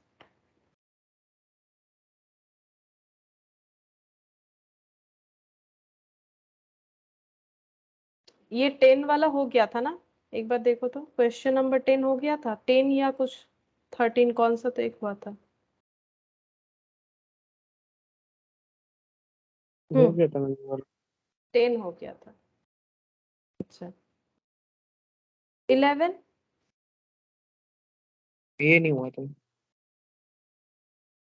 11 वाला बाकी है ना। Yes ma'am. अच्छा देखो, ABC Limited produces and sells two product X and Y. The product is highly demanded in the market. Following information relating to both products are given as under. Direct material X और Y, direct material 140 180 rupees बता रहा है। Direct wages, variable overhead 5 पर machine our basis पे variable overhead दे रखा है। तो यहाँ पर कितना टाइम मशीन चला, यहाँ पर कितना टाइम मशीन चला बताओ। 5 रुपीज 5 पर मशीन आवर, 1 घंटा मशीन चलने पे 5 रुपया, तो 1 यूनिट पे 20 रुपए का यहाँ पर खर्चा दिख रहा है वेरिएबल ओवरहेड, जो कि मशीन ओरिएंटेड है। तो यहाँ पर 1 यूनिट बनाने में कितना आवर्स मशीन चला है? 4। 4। ठीक है, 4 आवर्स मशीन चला है। तो यहाँ पर कितना, 8 आवर्स मशीन चल रहा है, 8। ठीक है, सेलिंग प्राइस 300 और 450। देखते क्या बोल रहा है। The company is facing scarcity of machine hours for working. हाँ वही पूछा था, तो मशीन आवर्स हम लोगों ने निकाल लिया, नहीं तो अभी कैलकुलेट करना पड़ता, क्योंकि हम लोग, ये कौन सा क्वेश्चन है, ये लिमिटिंग फैक्टर का है। तो यहाँ पर लिमिटिंग फैक्टर क्या है, machine hours for working. The availability of machine hours are limited 60,000 hours in a month. एक महीने में 60,000 घंटे से ज्यादा मशीन चला नहीं सकते। ठीक है, at present the monthly demand of product X and product Y is 8,000 unit and 6,000 unit. monthly demand है X का 8,000 और Y का 6,000। the fixed expenses 2,25,000 per month। fixed expenses बता रहा है 2,25,000 per month। हम लोग को क्या कैलकुलेट करने बोला है, देखो कैलकुलेट करने बोल रहा है। You are required to determine the product mix that generate maximum profit to the company in the given situation and also calculate the profit of the company। तो हमें ये बताना है कि X कितना यूनिट, मैक्सिमम तो 8,000 है, लेकिन स्कार्सिटी भी तो है कि 60,000 घंटा ही मशीन चल सकता है। तो कौन सा प्रोडक्ट हमें ज्यादा, मतलब प्रोडक्ट मिक्स क्या होगा, टोटल 8,000, इधर X का मैक्सिमम 8,000 हो सकता है, Y का मैक्सिमम 6,000, लेकिन क्या इतना कैपेबिलिटी होगा कि 8 और 6 दोनों ही कर पाए। तो क्या X में कॉम्प्रोमाइज करना चाहिए या Y में कॉम्प्रोमाइज करना चाहिए, वो तो हमें ये देखने से ही पता चलेगा कि कौन सा प्रोडक्ट हमें ज्यादा कंट्रीब्यूशन प्रोवाइड करता है। तो सेल्स माइनस वेरिएबल कॉस्ट करके देखेंगे, जो प्रोडक्ट में कंट्रीब्यूशन सबसे ज्यादा है वही वाला हमें करना चाहिए। लेकिन सिर्फ उस कंट्रीब्यूशन से काम नहीं होगा, हमें तो ये भी देखना पड़ेगा कि हमारा जो लिमिटिंग फैक्टर है वो तो मशीन है। ठीक है, मशीन आवर है, तो हमें क्या निकालना पड़ेगा, कंट्रीब्यूशन पर मशीन आवर। ठीक है, तो पहले नॉर्मल कंट्रीब्यूशन निकालेंगे जैसे सेल्स माइनस वेरिएबल कॉस्ट, फिर हम लोग कंट्रीब्यूशन को पर मशीन आवर में ट्रांसफर करेंगे, और जो सबसे ज्यादा कंट्रीब्यूशन देगा उसी को रैंक 1 देंगे। मतलब प्रायोरिटी पहले उसी का रहेगा कि वो प्रोडक्ट सबसे ज्यादा हम लोग प्रोड्यूस करेंगे। ठीक है, अब देखो कैसे होगा। इलस्ट्रेशन 11, यहाँ पर calculation of contribution per unit, पीछे ही कर लेते हैं, जगह मिल जाएगा। X और Y, ठीक है, दो प्रोडक्ट है। सेलिंग प्राइस 300 और 450 less variable cost. Variable cost में डायरेक्ट मटेरियल, डायरेक्ट वेजेस, और एक क्या था, वेरिएबल ओवरहेड। वेरिएबल ओवरहेड, ठीक है। डायरेक्ट मटेरियल है 140 180, 140 180। डायरेक्ट वेजेस है 60 100 और ये है 20 40, 60 100 और 20 40। तो टोटल कर लेंगे, वेरिएबल कॉस्ट माइनस कर देते हैं टोटल करने के बाद। तो कंट्रीब्यूशन पता चल जाएगा 300 माइनस 220 तो 80 हो गया कंट्रीब्यूशन। यहाँ पर कंट्रीब्यूशन पर यूनिट ये 80 हो गया, यहाँ पर हो गया 180 प्लस 100 प्लस 40 माइनस 450 तो ये हो कर रहा है 130 हो रहा है। ठीक है, ये 130 हो गया कंट्रीब्यूशन पर यूनिट। ठीक है, अब हम लोग क्योंकि कांस्टेंट फैक्टर है मशीन आवर तो हम लोग मशीन आवर लिखेंगे। मशीन आवर्स कितना है देखो, तो मशीन आवर्स जो है अभी हम लोगों ने यहाँ पर देखा था कि 4 और कितना आया था, यहाँ पर 8 आया था, तो वो कैलकुलेट कर लेना पड़ेगा। यहाँ पर 4 मशीन आवर्स पर यूनिट नहीं, ये मशीन आवर्स पर यूनिट नहीं है। पर यूनिट तो हमें दे रखा है कि 1 यूनिट बनाने में कितना खर्चा हो रहा है मशीन का। हाँ, ये पर यूनिट ही हो रहा है, 20 रुपए दिया ना हम लोगों ने। हाँ, मशीन आवर्स पर यूनिट ही आ रहा है। मशीन आवर्स पर यूनिट कैसे कैलकुलेट किया हम लोगों ने, ₹20 divided by 5 comma ₹40 divided by 5 करके। ठीक है, तो यहाँ पर हो जाएगा 8 घंटा। तो कंट्रीब्यूशन पर मशीन आवर कितना आएगा, ये बोलो। कंट्रीब्यूशन पर मशीन आवर मतलब आवरली कंट्रीब्यूशन क्या हो रहा है, ये तो 1 यूनिट बेच के 80 रुपए का कंट्रीब्यूशन है। ठीक है, 1 यूनिट बेच के 80 रुपए का कंट्रीब्यूशन, और 1 यूनिट प्रोडक्ट एक्स बनाने में 4 घंटा मशीन चल रहा है, तो 4 घंटा मशीन के वजह से 80 रुपए का कंट्रीब्यूशन आ रहा है। तो 1 घंटे के लिए कितना कंट्रीब्यूशन आएगा, ये इस हिसाब से रिलेट करना पड़ेगा ना। 4 घंटा मशीन चलने पे हाँ कितना होगा बोलो। 5 कैसे हो रहा है, 20।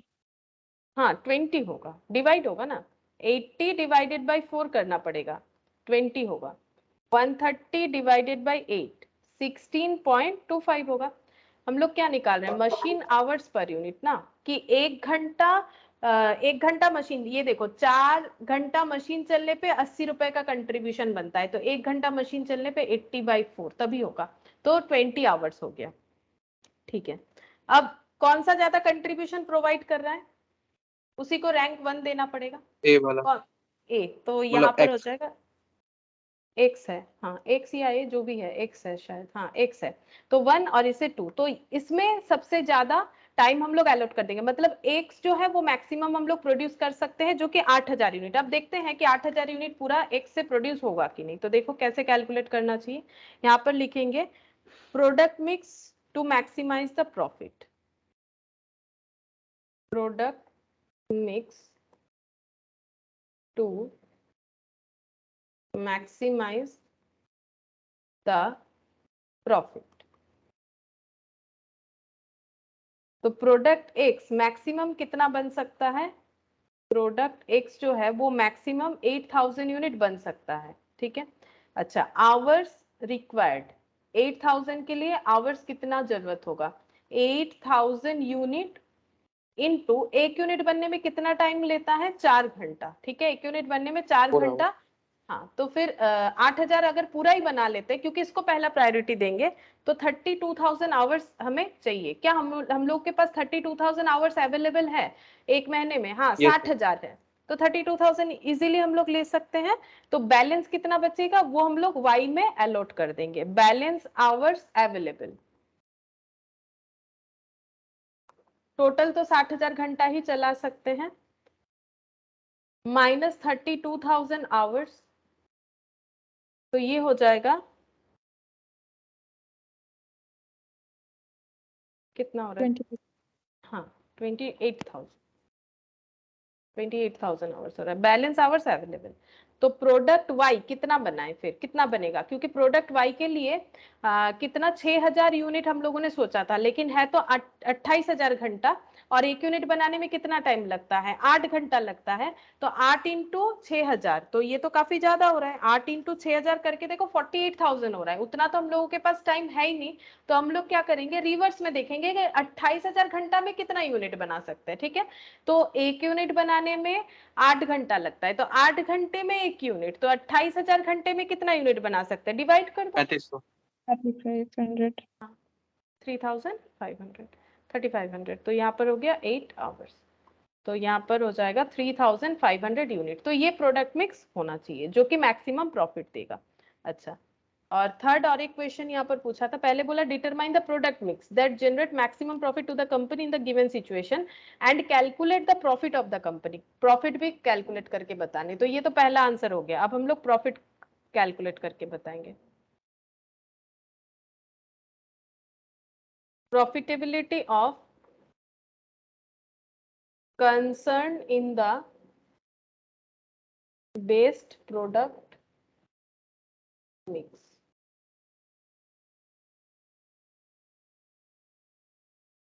X Y, sales minus cost करेंगे, टोटल कॉस्ट, तभी हम लोग को मिलेगा प्रॉफिट। सेल्स इन यूनिट, तो ये वाला तो 3500 यूनिट, और इसका पूरा पूरा बना सकते जितना टारगेट था 8000।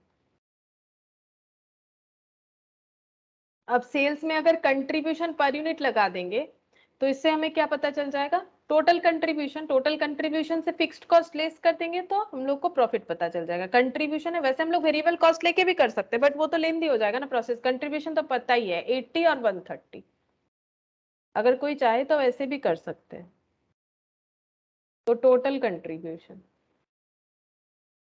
80 इंटू 8000 तो 6,40,000 और 130 इंटू 3500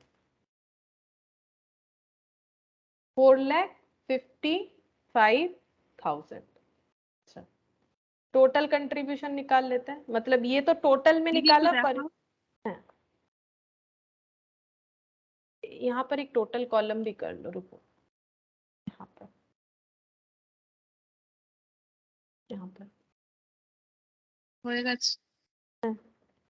यहाँ पर और एक डेटा लिखो, 10,95,000 टोटल कंट्रीब्यूशन। ठीक है, 10,95,000। इससे हम लोग टोटल फिक्स्ड कॉस्ट लेस करेंगे तो टोटल प्रॉफिट पता चल जाएगा। लेस करेंगे टोटल फिक्स्ड कॉस्ट,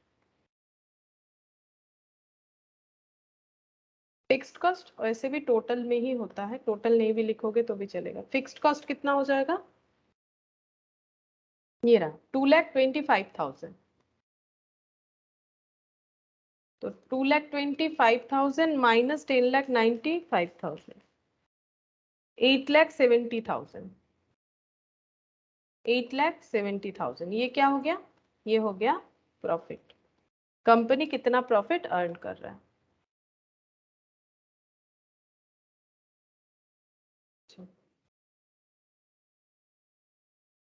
नेक्स्ट देखो, ये एक दूसरा टॉपिक आ जाता है, ये हो जाता है स्पेशल ऑफर का पॉइंट। ठीक है, स्पेशल ऑफर, ठीक है, स्पेशल ऑफर या स्पेशल ऑर्डर जो भी बोलो। अगर स्पेशल ऑफर या स्पेशल हम लोगों के पास ऑर्डर आता है तो हमें उसका कैसा ट्रीटमेंट करना चाहिए। ठीक है, तो जब भी ऐसा कोई हमें अलग से, मतलब जो नॉर्मल प्रोडक्शन हो रहा है उसके अलावा अगर हमारे पास किसी भी तरह का स्पेशल ऑफर या स्पेशल ऑर्डर आ रहा है तो हमें दो कॉस्ट देखना चाहिए। ठीक है, कि हमारा अपॉर्चुनिटी कॉस्ट क्या इफेक्ट डाल रहा है, हम बता रहे हैं अपॉर्चुनिटी कॉस्ट क्या हो रहा है, और हमारा इंक्रीमेंटल कॉस्ट क्या हो रहा है। ठीक है, कि अगर हम लोग वो ऑफर एक्सेप्ट करते हैं तो क्या हमारा कोई कॉस्ट बढ़ जा रहा है, that is the incremental cost. Existing जो भी सिचुएशन चल रहा है, क्या अगर उसके अलावा कोई और भी ऑफर आ रहा है, जैसे कि मान लो 10,000 यूनिट बना रहे थे, अभी बोल रहे 12,000, मतलब 2,000 ज्यादा यूनिट करने के लिए हमारा इंक्रीमेंटल कॉस्ट क्या हो रहा है, और इसके वजह से क्या हम लोग का कोई अपॉर्चुनिटी कॉस्ट लॉस हो रहा है। अपॉर्चुनिटी कॉस्ट का मतलब है क्या हमारा एग्जिस्टिंग बिजनेस में किसी भी तरह का हैम्पर हो रहा है, वो हमें चेक करना चाहिए। ठीक है, अगर वो दोनों कॉस्ट जो है ऑफर्ड प्राइस से कम हो रहा है तब हमें ऑब्वियसली ऑफर को एक्सेप्ट करना चाहिए। देखो, ये क्वेश्चन देखने से ही हम लोग समझ जाएंगे। PQR Limited manufactures medal for winners of athletes event and other contest। ठीक है, तो इन ये लोग का काम क्या है, मेडल बनाते हैं ये लोग। ठीक है, it's manufacturing plant has the capacity to produce 10,000 medal each month. तो इनका ये कैपेसिटी है। ठीक है, ये इनका कैपेसिटी है प्लांट का कि 10,000 मेडल बना सकते हैं एक महीने में। The company has current production and sales level of 7,500। Currently company 7,500 medal बना रही है। ठीक है, पर month. The current domestic market price of the medal is 150, तो डोमेस्टिक मार्केट प्राइस ये मेडल का है 150।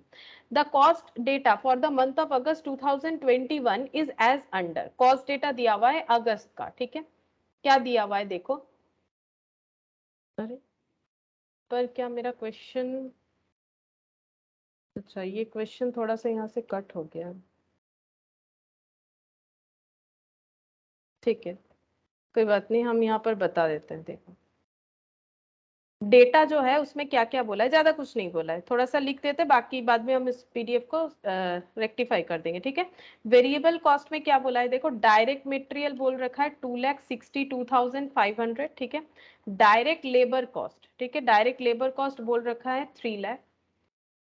और ओवरहेड, ओवरहेड बोल रखा है 75,000, ये डिटेल्स दे रखा है। और fixed manufacturing cost, fixed manufacturing cost जो है वो है 2,75,000। और यहाँ पर है फिक्स्ड मार्केटिंग कॉस्ट 1,75,000 और टोटल दे रखा है 10,87,500, मतलब टोटल कॉस्ट, ठीक है, टोटल कॉस्ट दे रखा है। अच्छा अब इनको एक ऑफर आया है, हम लिख देते हैं शॉर्टकट में, स्पेशल ऑफर आया है, स्पेशल ऑफर 1 टाइम ओनली, ठीक है। ये जो स्पेशल ऑफर होता है ये बार बार नहीं आता है, ये एक ही बार आता है, ठीक है। स्पेशल ऑफर, स्पेशल ऑर्डर ये हमेशा आता रहता है ऐसा नहीं है, 1 टाइम जैसा ही होता है। Special offer 1 time only for 2,500 medal at the rate of 120 पर मेडल, ठीक है। ये ऑफर उनका आया है कि 2,500 यूनिट, 2,500 मेडल इनको देना है प्रोड्यूस करके 120 करके। तो पहला क्वेश्चन जो है, क्वेश्चन तुम लोग को मिल जाएगा, हम क्वेश्चन बता देते हैं। Should PQR limited accept the special offer, why, explain briefly. क्या इन्हें ऑफर लेना चाहिए, अगर लेना चाहिए तो क्यों लेना चाहिए ये बताना है हमें, ठीक है। तो ये देखो फिर से एक बार क्वेश्चन बता देते हैं कि पीक्यूआर लिमिटेड नॉर्मली मेडल बनाता है, इनका जो मशीन है उसका कैपेसिटी 10,000 पर यूनिट एक महीने का। करेंटली ये लोग 7,500 यूनिट का प्रोडक्शन कर रहे हैं। The current domestic market price है 150। नया ऑफर आया है 1 टाइम वाला, 2500 मेडल बना के देना है, लेकिन जो प्राइस है वो दे रखा है 120। पहले बोलो क्या ये इनके प्लांट कैपेसिटी से ज्यादा है कि कम है, अगर ज्यादा है तो नहीं प्रोडक्शन कर पाएंगे ना। टोटल कैपेसिटी है 10,000, करेंटली यूज हो रहा है 7,500, तो कैपेसिटी जो आइडल है वो कितना है ये बताओ, कैपेसिटी आइडल कितना है? 2500। 2500। तो ऑफर कितने का आया है, ऑफर कितने का आया है प्रोडक्शन करके देने का? अभी मैंने लिख के दिखाया ना, जो थोड़ा सा छूटा हुआ है मैंने लिख के दिखाया, ये देखो ऑफर कितने का आया है, ये देखो कितने 2500 का। का। क्या हम लोग कैपेसिटी के हिसाब से ऑफर एक्सेप्टेबल है, बाकी चीज बाद में यस देखेंगे मैम। क्या है, क्योंकि 10,000 यूनिट मैक्सिमम बना सकते हैं, तो कैपेसिटी तो हमारा मीट कर रहा है, ठीक है। बस यहाँ पर एक ही प्रॉब्लम है कि हम लोग नॉर्मली मार्केट में ये 150 में बेचते हैं, ये लोग बोल रहा है 120 में देने के लिए, तो इस चीज को हमें देखना पड़ेगा कि ये हम लोग कर पाएंगे कि नहीं कर पाएंगे। तो देखो यहाँ पर इलस्ट्रेशन 12,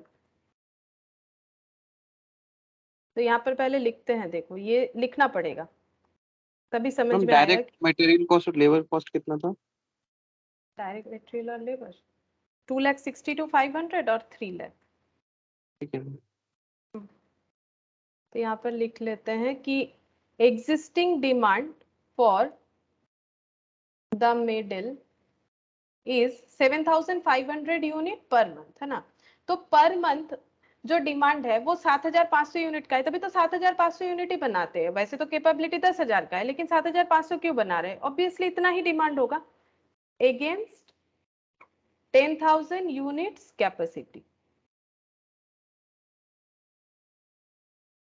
तो आइडल कैपेसिटी कितना होता है? आइडल कैपेसिटी मतलब जो ऐसे ही है, अनयूटिलाइज्ड है। Idle capacity for 2,500 medal in a month, ये आइडल कैपेसिटी रह रहा है, ठीक है। अच्छा अब हम लोग यहाँ पर लिखेंगे since the capacity of the plant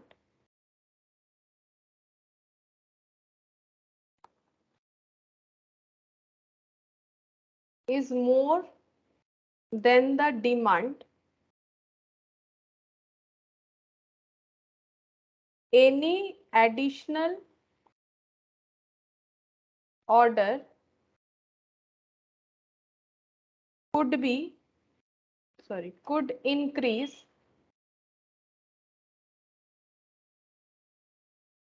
the existing profit.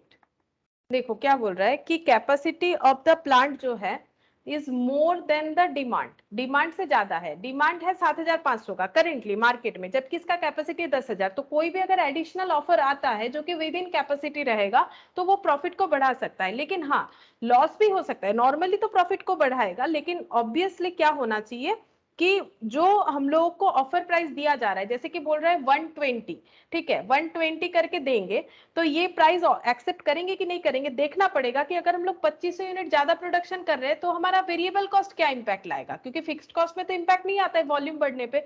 Variable cost जो है वो उससे ज्यादा हमारा सेलिंग प्राइस हमें ऑफर में मिलना चाहिए, कि कम से कम 120 रुपए से तो हमारा वेरिएबल कॉस्ट कम होना चाहिए, तभी हम लोग ऑफर एक्सेप्ट कर पाएंगे, अदरवाइज नहीं कर पाएंगे। ठीक है, तो existing profit provided, existing profit को बढ़ाएगा provided the offered price is more than marginal cost, यानी वेरिएबल कॉस्ट। अब इसको मैंने मार्जिनल कॉस्ट क्यों लिखा, क्योंकि यहाँ पर एक यूनिट अगर हम लोग प्रोडक्शन बढ़ाते हैं तो कितना कॉस्ट बढ़ेगा उसी के ऊपर ही पूरा डिसीजन जो है हमें लेना पड़ेगा। ठीक है, तो ये समझने के लिए खुद के, ठीक है, खुद के समझने के लिए कि क्यों हम लोग इस तरह से कर रहे हैं। अब हम लोग लिखेंगे यहाँ पर, देखते हैं कि क्या चेंजेस होता है।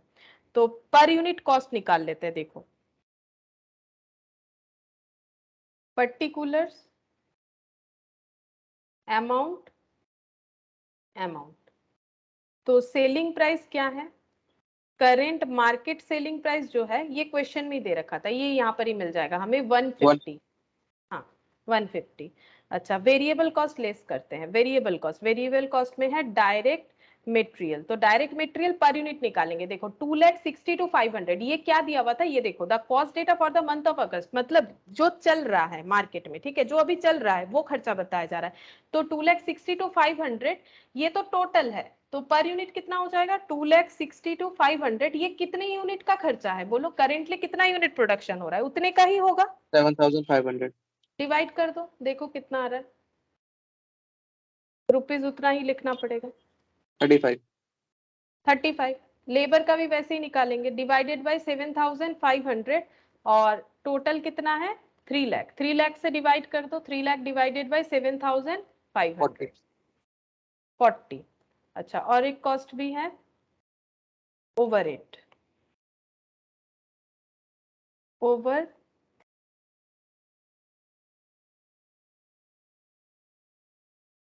7,500, टोटल अमाउंट है 75,000, ये 10 रुपया होगा, 10 रुपया। टोटल करो वेरिएबल कॉस्ट 10 रुपया टोटल करके फिर हम लोग माइनस लिख देंगे। अच्छा 55 यहाँ पर लिखते हैं, फिर उसको सेल से ले 85। अच्छा 85 माइनस कर दो 150 से, सेल था ना 65, ये क्या आ गया, ये कंट्रीब्यूशन, हाँ कंट्रीब्यूशन आ गया। ठीक है, अब टोटल कंट्रीब्यूशन निकालेंगे। Total contribution 65 into 7,500, 4,87,500। हाँ 4,87,500। तो कंट्रीब्यूशन इन टोटल और कंट्रीब्यूशन पर यूनिट, ये दोनों ही हम लोगों ने कैलकुलेट कर लिया। ठीक है, अब यहाँ से लेस करेंगे फिक्स्ड कॉस्ट। ठीक है, फिक्स्ड कॉस्ट में फिक्स्ड दो कॉस्ट था, एक था फिक्स्ड मैन्युफैक्चरिंग कॉस्ट और दूसरा है फिक्स्ड मार्केटिंग कॉस्ट। तो फिक्स्ड मैन्युफैक्चरिंग कॉस्ट ये देखो 2,75,000 और 1,75,000, 2,75,000 और 1,75,000।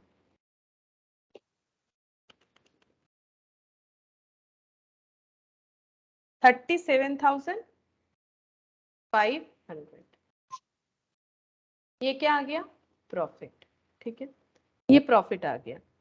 तो ये बेसिकली बोल सकते हैं कि हम लोग जस्ट एक बार चेक कर लिए कि करंट सिचुएशन में हम लोग का क्या प्रॉफिट हो रहा है। अगर हम लोग ऑफर लेते हैं 2,500 जो मेडल का ऑफर आ रहा है, लेकिन उसका जो प्राइस है वो अलग है, तो हमें देखना पड़ेगा कि अगर हम लोग का प्रॉफिट बढ़ रहा है इससे, तभी हम लोग लेंगे। इसीलिए हम लोग एग्जिस्टिंग सिचुएशन का प्रॉफिट कैलकुलेट करके देखें कि इससे ज्यादा अगर प्रॉफिट होगा, क्योंकि ज्यादा यूनिट बनाएंगे तो वेरिएबल कॉस्ट बढ़ेगा, फिक्स्ड कॉस्ट तो कुछ नहीं होगा मानते हैं, लेकिन वेरिएबल कॉस्ट बढ़ेगा, तो क्या प्रॉफिट हम लोग का ज्यादा होगा, क्योंकि सेलिंग प्राइस तो कम दे रहा है। ठीक है, तो वो चेक करेंगे। अगर प्रॉफिट इससे ज्यादा होगा कम सेलिंग प्राइस लेते हुए भी, तभी हमें प्रोडक्शन के लिए हाँ करना चाहिए, अदरवाइज ना कर देना चाहिए। ठीक है, तो यहाँ पर सेल्स वैल्यू अगर हम लोग ऑफर एक्सेप्ट कर लेते हैं, ठीक है, इसके ऊपर तुम लोग लिख सकते हो कि अगर हम लोग ऑफर एक्सेप्ट कर लेते हैं तो क्या सिचुएशन हो रहा है। तो सेल्स वैल्यू क्या हो जाएगा? 7,500 यूनिट तो बनेगा ही, 150 रुपए में बिकेगा, और बाकी का सेल्स वैल्यू क्या हो जाएगा? 2500 यूनिट और बनेगा, 2500 मेडल और बनेगा, 120 रुपए करके उसका प्राइस हमें मिलेगा। तो टोटल कितना हो जाएगा? देखो 7,500 इंटू 150 जितना आ रहा है उसको मेमोरी प्लस कर दो, और 2,500 इंटू 120, 14,25,000 ये सेल्स करके हमें मिल जाएगा। ठीक है, अच्छा वेरिएबल कॉस्ट, वेरिएबल कॉस्ट कितना होगा? पर यूनिट में तो कोई चेंजेस नहीं होगा, तो per unit variable cost add कर लो, कितना आया था? 85 आया था, तो 85 इंटू कितना होगा बताओ, यहाँ पर कितना होना चाहिए? 85 तो पर यूनिट है, कितना यूनिट बनेगा? ये तो सेलिंग प्राइस अलग ऑफर में आ रहा है, ये 150 में बेचते हैं डोमेस्टिक मार्केट में, जिन्होंने ऑफर दिया वो 120 बोल रहे हैं, तो वेरिएबल कॉस्ट तो मेरा उतना ही लगेगा। ये तो मेरा मैन्युफैक्चरिंग कॉस्ट है, मेरे फैक्ट्री के अंदर का जो खर्चा लग रहा है, ये कितने यूनिट पे लगेगा? 10,000, क्योंकि ये दोनों मिला के प्रोडक्शन करेंगे ना, तो 10,000, 8,50,000। 8,50,000, तो कंट्रीब्यूशन पता चल जाएगा।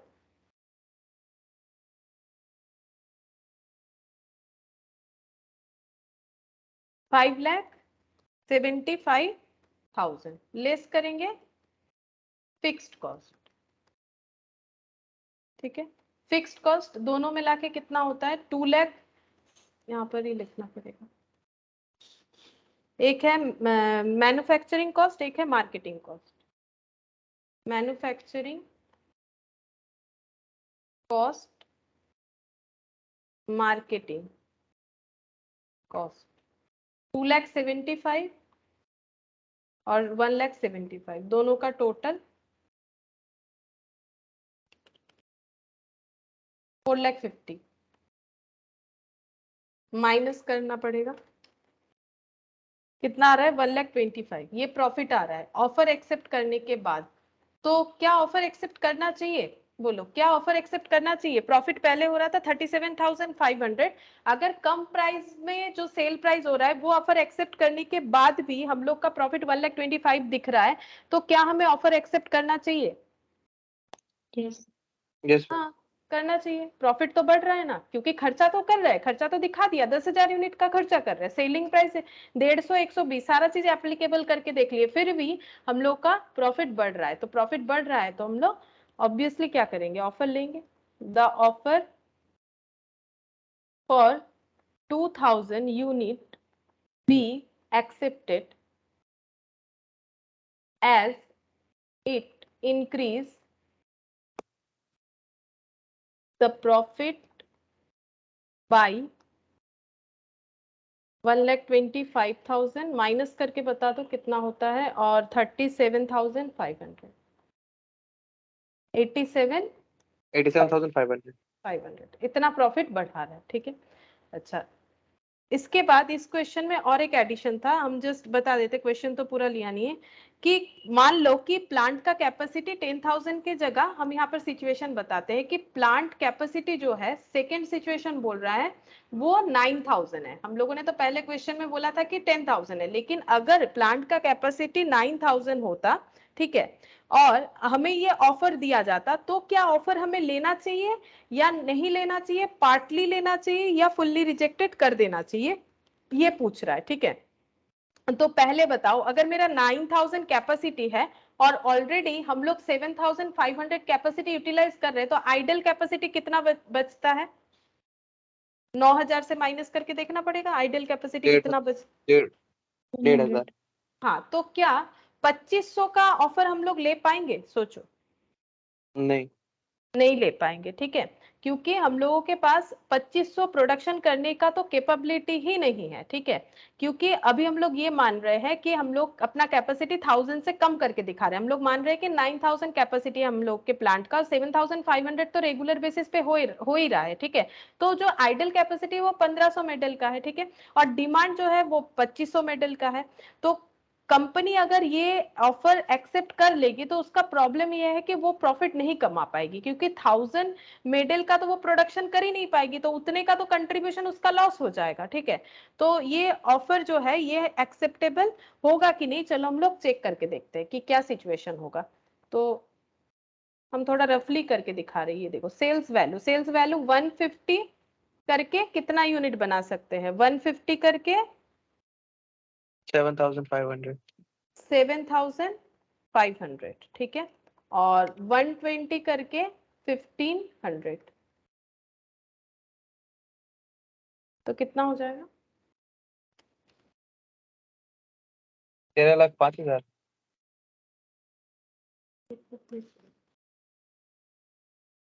13,05,000।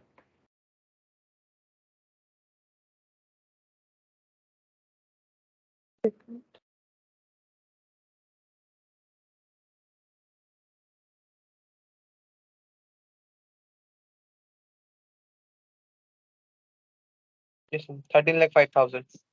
ओ अच्छा, हाँ ये तो ठीक है। तो अच्छा, थोड़ा सा मैंने क्वेश्चन को यहाँ पर ये देखो, यहाँ पर क्वेश्चन क्या बोल रहा है, एक बार हम पढ़ के सुना देते हैं। देखो एक बार तुम लोग सुनो। Suppose the plant capacity was 9000 medal instead of 10,000 medal each month, the special offer must be taken. अच्छा, ये लाइन मैंने नहीं पढ़ा। बोल रहे कि स्पेशल ऑफर जो 2500 का है must be taken either in full और रिजेक्टेड टोटली। अच्छा, special offer must be taken, या तो पूरा लेना पड़ेगा या तो पूरा रिजेक्ट करना पड़ेगा। स्पेशल ऑफर को पूरा लेना है या पूरा रिजेक्ट करना है, मैंने ये वाला पॉइंट नहीं पढ़ा था। जो 2500 का ऑफर आ रहा है या तो उसे पूरा ले लो या तो फुल्ली रिजेक्ट कर दो। मतलब बना के देना है तो 2500 ही बना के दो, और नहीं बनाना है तो पूरा ही नहीं बना के देना है, ठीक है। अब आगे बोल रहा है analyse whether PQR limited should accept the special order और नॉट। मतलब ये हम लोग को 2500 बना के देना ही है, अगर देंगे तो, ठीक है। अगर नहीं देंगे तो स्पेशल ऑफर को हम लोग कम नहीं कर सकते हैं, ये बोल रहा है क्वेश्चन। हम क्वेश्चन देंगे तो तुम लोग एक बार पढ़ लेना, हम फिर से बताते हैं। क्वेश्चन में बोल रहा है कि plant capacity 9000 instead of 10,000 medal each month, the special order must be taken either in full और रिजेक्टेड इन फुल। तो अगर स्पेशल ऑफर 2500 लेंगे तो नॉर्मल क्या हम लोग 7500 बना पाएंगे? ये सोचो। नहीं मैम, अगर 6,500 बनाएंगे। हाँ, तो यहाँ कॉम्प्रोमाइज चलेगा, बट यहाँ नहीं चलेगा। तो हम लोग चेक करके देखेंगे कि जो लोकल मार्केट में हम लोग बेचते हैं उसको कॉम्प्रोमाइज करके हमारा प्रॉफिट है कि लॉस। अगर लॉस है तो हम लोग ये वाला ऑफर नहीं लेंगे, क्योंकि इन्होंने बोल ही दिया है या तो 2500 बना के दो या तो मत बना के दो। तो यहाँ पर 150 इंटू कितना हो जाएगा? बोलो यहाँ पर कितना हो जाएगा और यहाँ पर कितना हो जाएगा? लोकल मार्केट में कितना? हाँ, हाँ, मैम 6,500। प्रॉफिट हो रहा है हम लोग को बेचना चाहिए मैम, प्रॉफिट हो रहा है। अच्छा, देख लेते हैं, देखो। और ये इतना हो जाएगा, तो सेल्स वैल्यू बताओ, अभी बताओ कितना होगा? 12,75,000। 12,75,000, ठीक है। अच्छा, वेरिएबल कॉस्ट तो 85 करके है, टोटल कितना बना पा रहे हैं? 9,000, 9,000। तो कितना हो जाएगा? 7,65,000। 7,65,000। अच्छा, कंट्रीब्यूशन 5,10,000। 5,10,000। Fixed cost 2,75,000, 1,75,000। हाँ, हम एक बार में लिख देते हैं, तुम लोग इसको अलग से फिर से दिखाओगे, ठीक है। 4.5 लाख। तो प्रॉफिट कितना आएगा? 60,000 का। हाँ, प्रॉफिट आ जाएगा 60,000, ठीक है। तो अगर हम लोग 120 वाला ऑफर लेते हैं, ठीक है, तो कंपनी का टोटल प्रॉफिट फिर भी बढ़ रहा है। कितने से बढ़ रहा है? पहला जो है एग्जिस्टिंग कंडीशन के हिसाब से कितना था? 37,500। अगर हम लोग ये ऑफर लेते हैं तो फिर कितना हो जाएगा? ये हो जाएगा 60,000। मतलब कितना इंक्रीज कर रहा है? 22,500। तो हमें ऑफर जो है लेना चाहिए। लिखते हैं, देखो, बाय एक्सेप्टिंग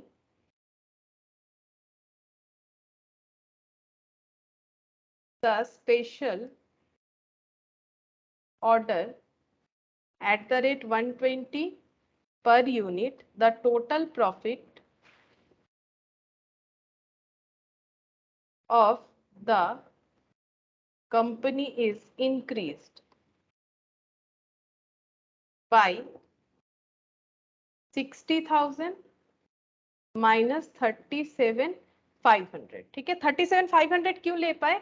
ये मत सोचो कि पहला तो 10,000 था, ये तो 9,000। अगर 9,000 भी होता है, ठीक है, 9,000 फुल कैपेसिटी भी होता है तो भी तो हम लोग का प्रॉफिट इतना ही होगा ना। इसमें क्या प्रॉब्लम है? क्योंकि हम लोगों ने तो 7,500 यूनिट का कैलकुलेट करके देखा था, और यहाँ पर क्वेश्चन में ये बोल रहा है कि 7,500 यूनिट ही हम लोग करेंटली मार्केट में दे रहे हैं और प्लांट कैपेसिटी 9,000 है, तो अगर 7,500 ही होगा प्रॉफिट तो उतना ही होगा। इसमें कंफ्यूज मत हो जाओ क्यों मैंने 37,500 से कंपेयर किया, क्योंकि 37,500 for the production capacity of 7,000, sorry for the production utilisation of 7,500 capacity, ये 10,000 पे 7,500 प्रोडक्शन कर रहे हैं, 9,000 पे भी 7,500 ही प्रोडक्शन कर रहे हैं, कुछ भी कॉस्ट वगैरह चेंज नहीं है, तो प्रॉफिट तो इतना ही होगा 37,500। तो कंपेयर कर सकते हैं, फिर से हमें एग्जिस्टिंग कंडीशन का कैलकुलेट करने का तो जरूरत नहीं है। ठीक है, तो यहाँ पर हो जाएगा 22,500। Hence the order may be accepted। लेकिन एक चीज है यहाँ पर, जब हम लोग, मैंने बोला था ना, एक होता है हम लोगों का इंक्रीमेंटल कॉस्ट, जो हम लोग चेक कर रहे हैं कि हमारा कॉस्ट बढ़ने के बाद भी प्रॉफिट बढ़ रहा है कि नहीं, वो हम लोगों ने दोनों जगह पे चेक किया। बट एक मैंने अपॉर्चुनिटी कॉस्ट भी बोला था। अब देखो अपॉर्चुनिटी कॉस्ट क्या हो रहा है, हम लोग मार्केट में क्या कर रहे हैं, जो 7,500 सप्लाई कर रहे थे डोमेस्टिक मार्केट में, वहां पर 1,000 कम कर दिए, 6,500 कर दिए। ऊपर से जिनका ऑफर एक्सेप्ट कर रहे हैं उनको 120 में प्रोडक्ट बेच रहे हैं। क्या ये मार्केट का जो इमेज है वो सही रहेगा इस ऑर्गेनाइजेशन के लिए? सोच के देखो, जो पहले से ले रहे थे नहीं होगा, क्योंकि पहले वाले को 150, तो वो तो मतलब उनको खराब लगेगा ये चीज। ठीक है, ये जो है ये अनएथिकल हो जाएगा कि जो मेरा डेली का कस्टमर है उसे हम 150 में बेचते हैं। ये मेरा एक स्पेशल ऑफर है, आज आया है, पता नहीं कब आगे आएगा कि नहीं आएगा, वन टाइम ऑफर है, हम एक तो कम में दे रहे हैं, इन्हें 120 में दे रहे हैं, ऊपर से इनकी वजह से मैंने क्या किया, जो मेरे एग्जिस्टिंग कस्टमर है उनको कम सप्लाई कर दिया। तो ये अपॉर्चुनिटी कॉस्ट लॉस्ट है। ठीक है, अपॉर्चुनिटी कॉस्ट मतलब मैंने मेरे एग्जिस्टिंग बिजनेस को हैम्पर किया। एग्जिस्टिंग बिजनेस जब हैम्पर होता है तो इसे हम लोग बोलते हैं अपॉर्चुनिटी कॉस्ट, जो है हम लोगों ने लॉस्ट किया। ठीक है, हेंस द ऑर्डर में भी एक्सेप्टेड। हाउएवर इसके साथ ये जोड़ना पड़ेगा जो कि पहले वाले कंडीशन में नहीं था। However other qualitative factors, qualitative factors का मतलब होता है क्वालिटी। क्वालिटी हम लोग क्या कर रहे हैं, हम लोग अपने बिजनेस का क्वालिटी खराब कर रहे हैं। ठीक है, ये सही बात नहीं है कि जो पुराने कस्टमर है उनसे ज्यादा चार्ज किया, जो नए कस्टमर है उन्होंने एक बार ऑफर किया, उनको हम लोगों ने कम में दे दिया।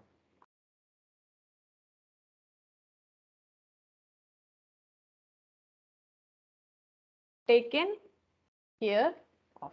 ठीक है, ये होता है क्वालिटेटिव फैक्टर। हमें इसका मतलब ही होता है अपॉर्चुनिटी कॉस्ट। ये भी हमें देखना चाहिए कि अपॉर्चुनिटी कॉस्ट हम लोग लॉस्ट तो नहीं कर रहे हैं, हमारे एग्जिस्टिंग बिजनेस हैम्पर तो नहीं हो रहा है, तो ये चीज भी हमें देखना चाहिए। ठीक है, तो अपॉर्चुनिटी कॉस्ट जो है ये वैसे भी थियोरेटिकली भी आता है, बेसिक ऑफ कॉस्ट में हम लोगों ने किया हुआ है अपॉर्चुनिटी कॉस्ट किसे बोलते हैं।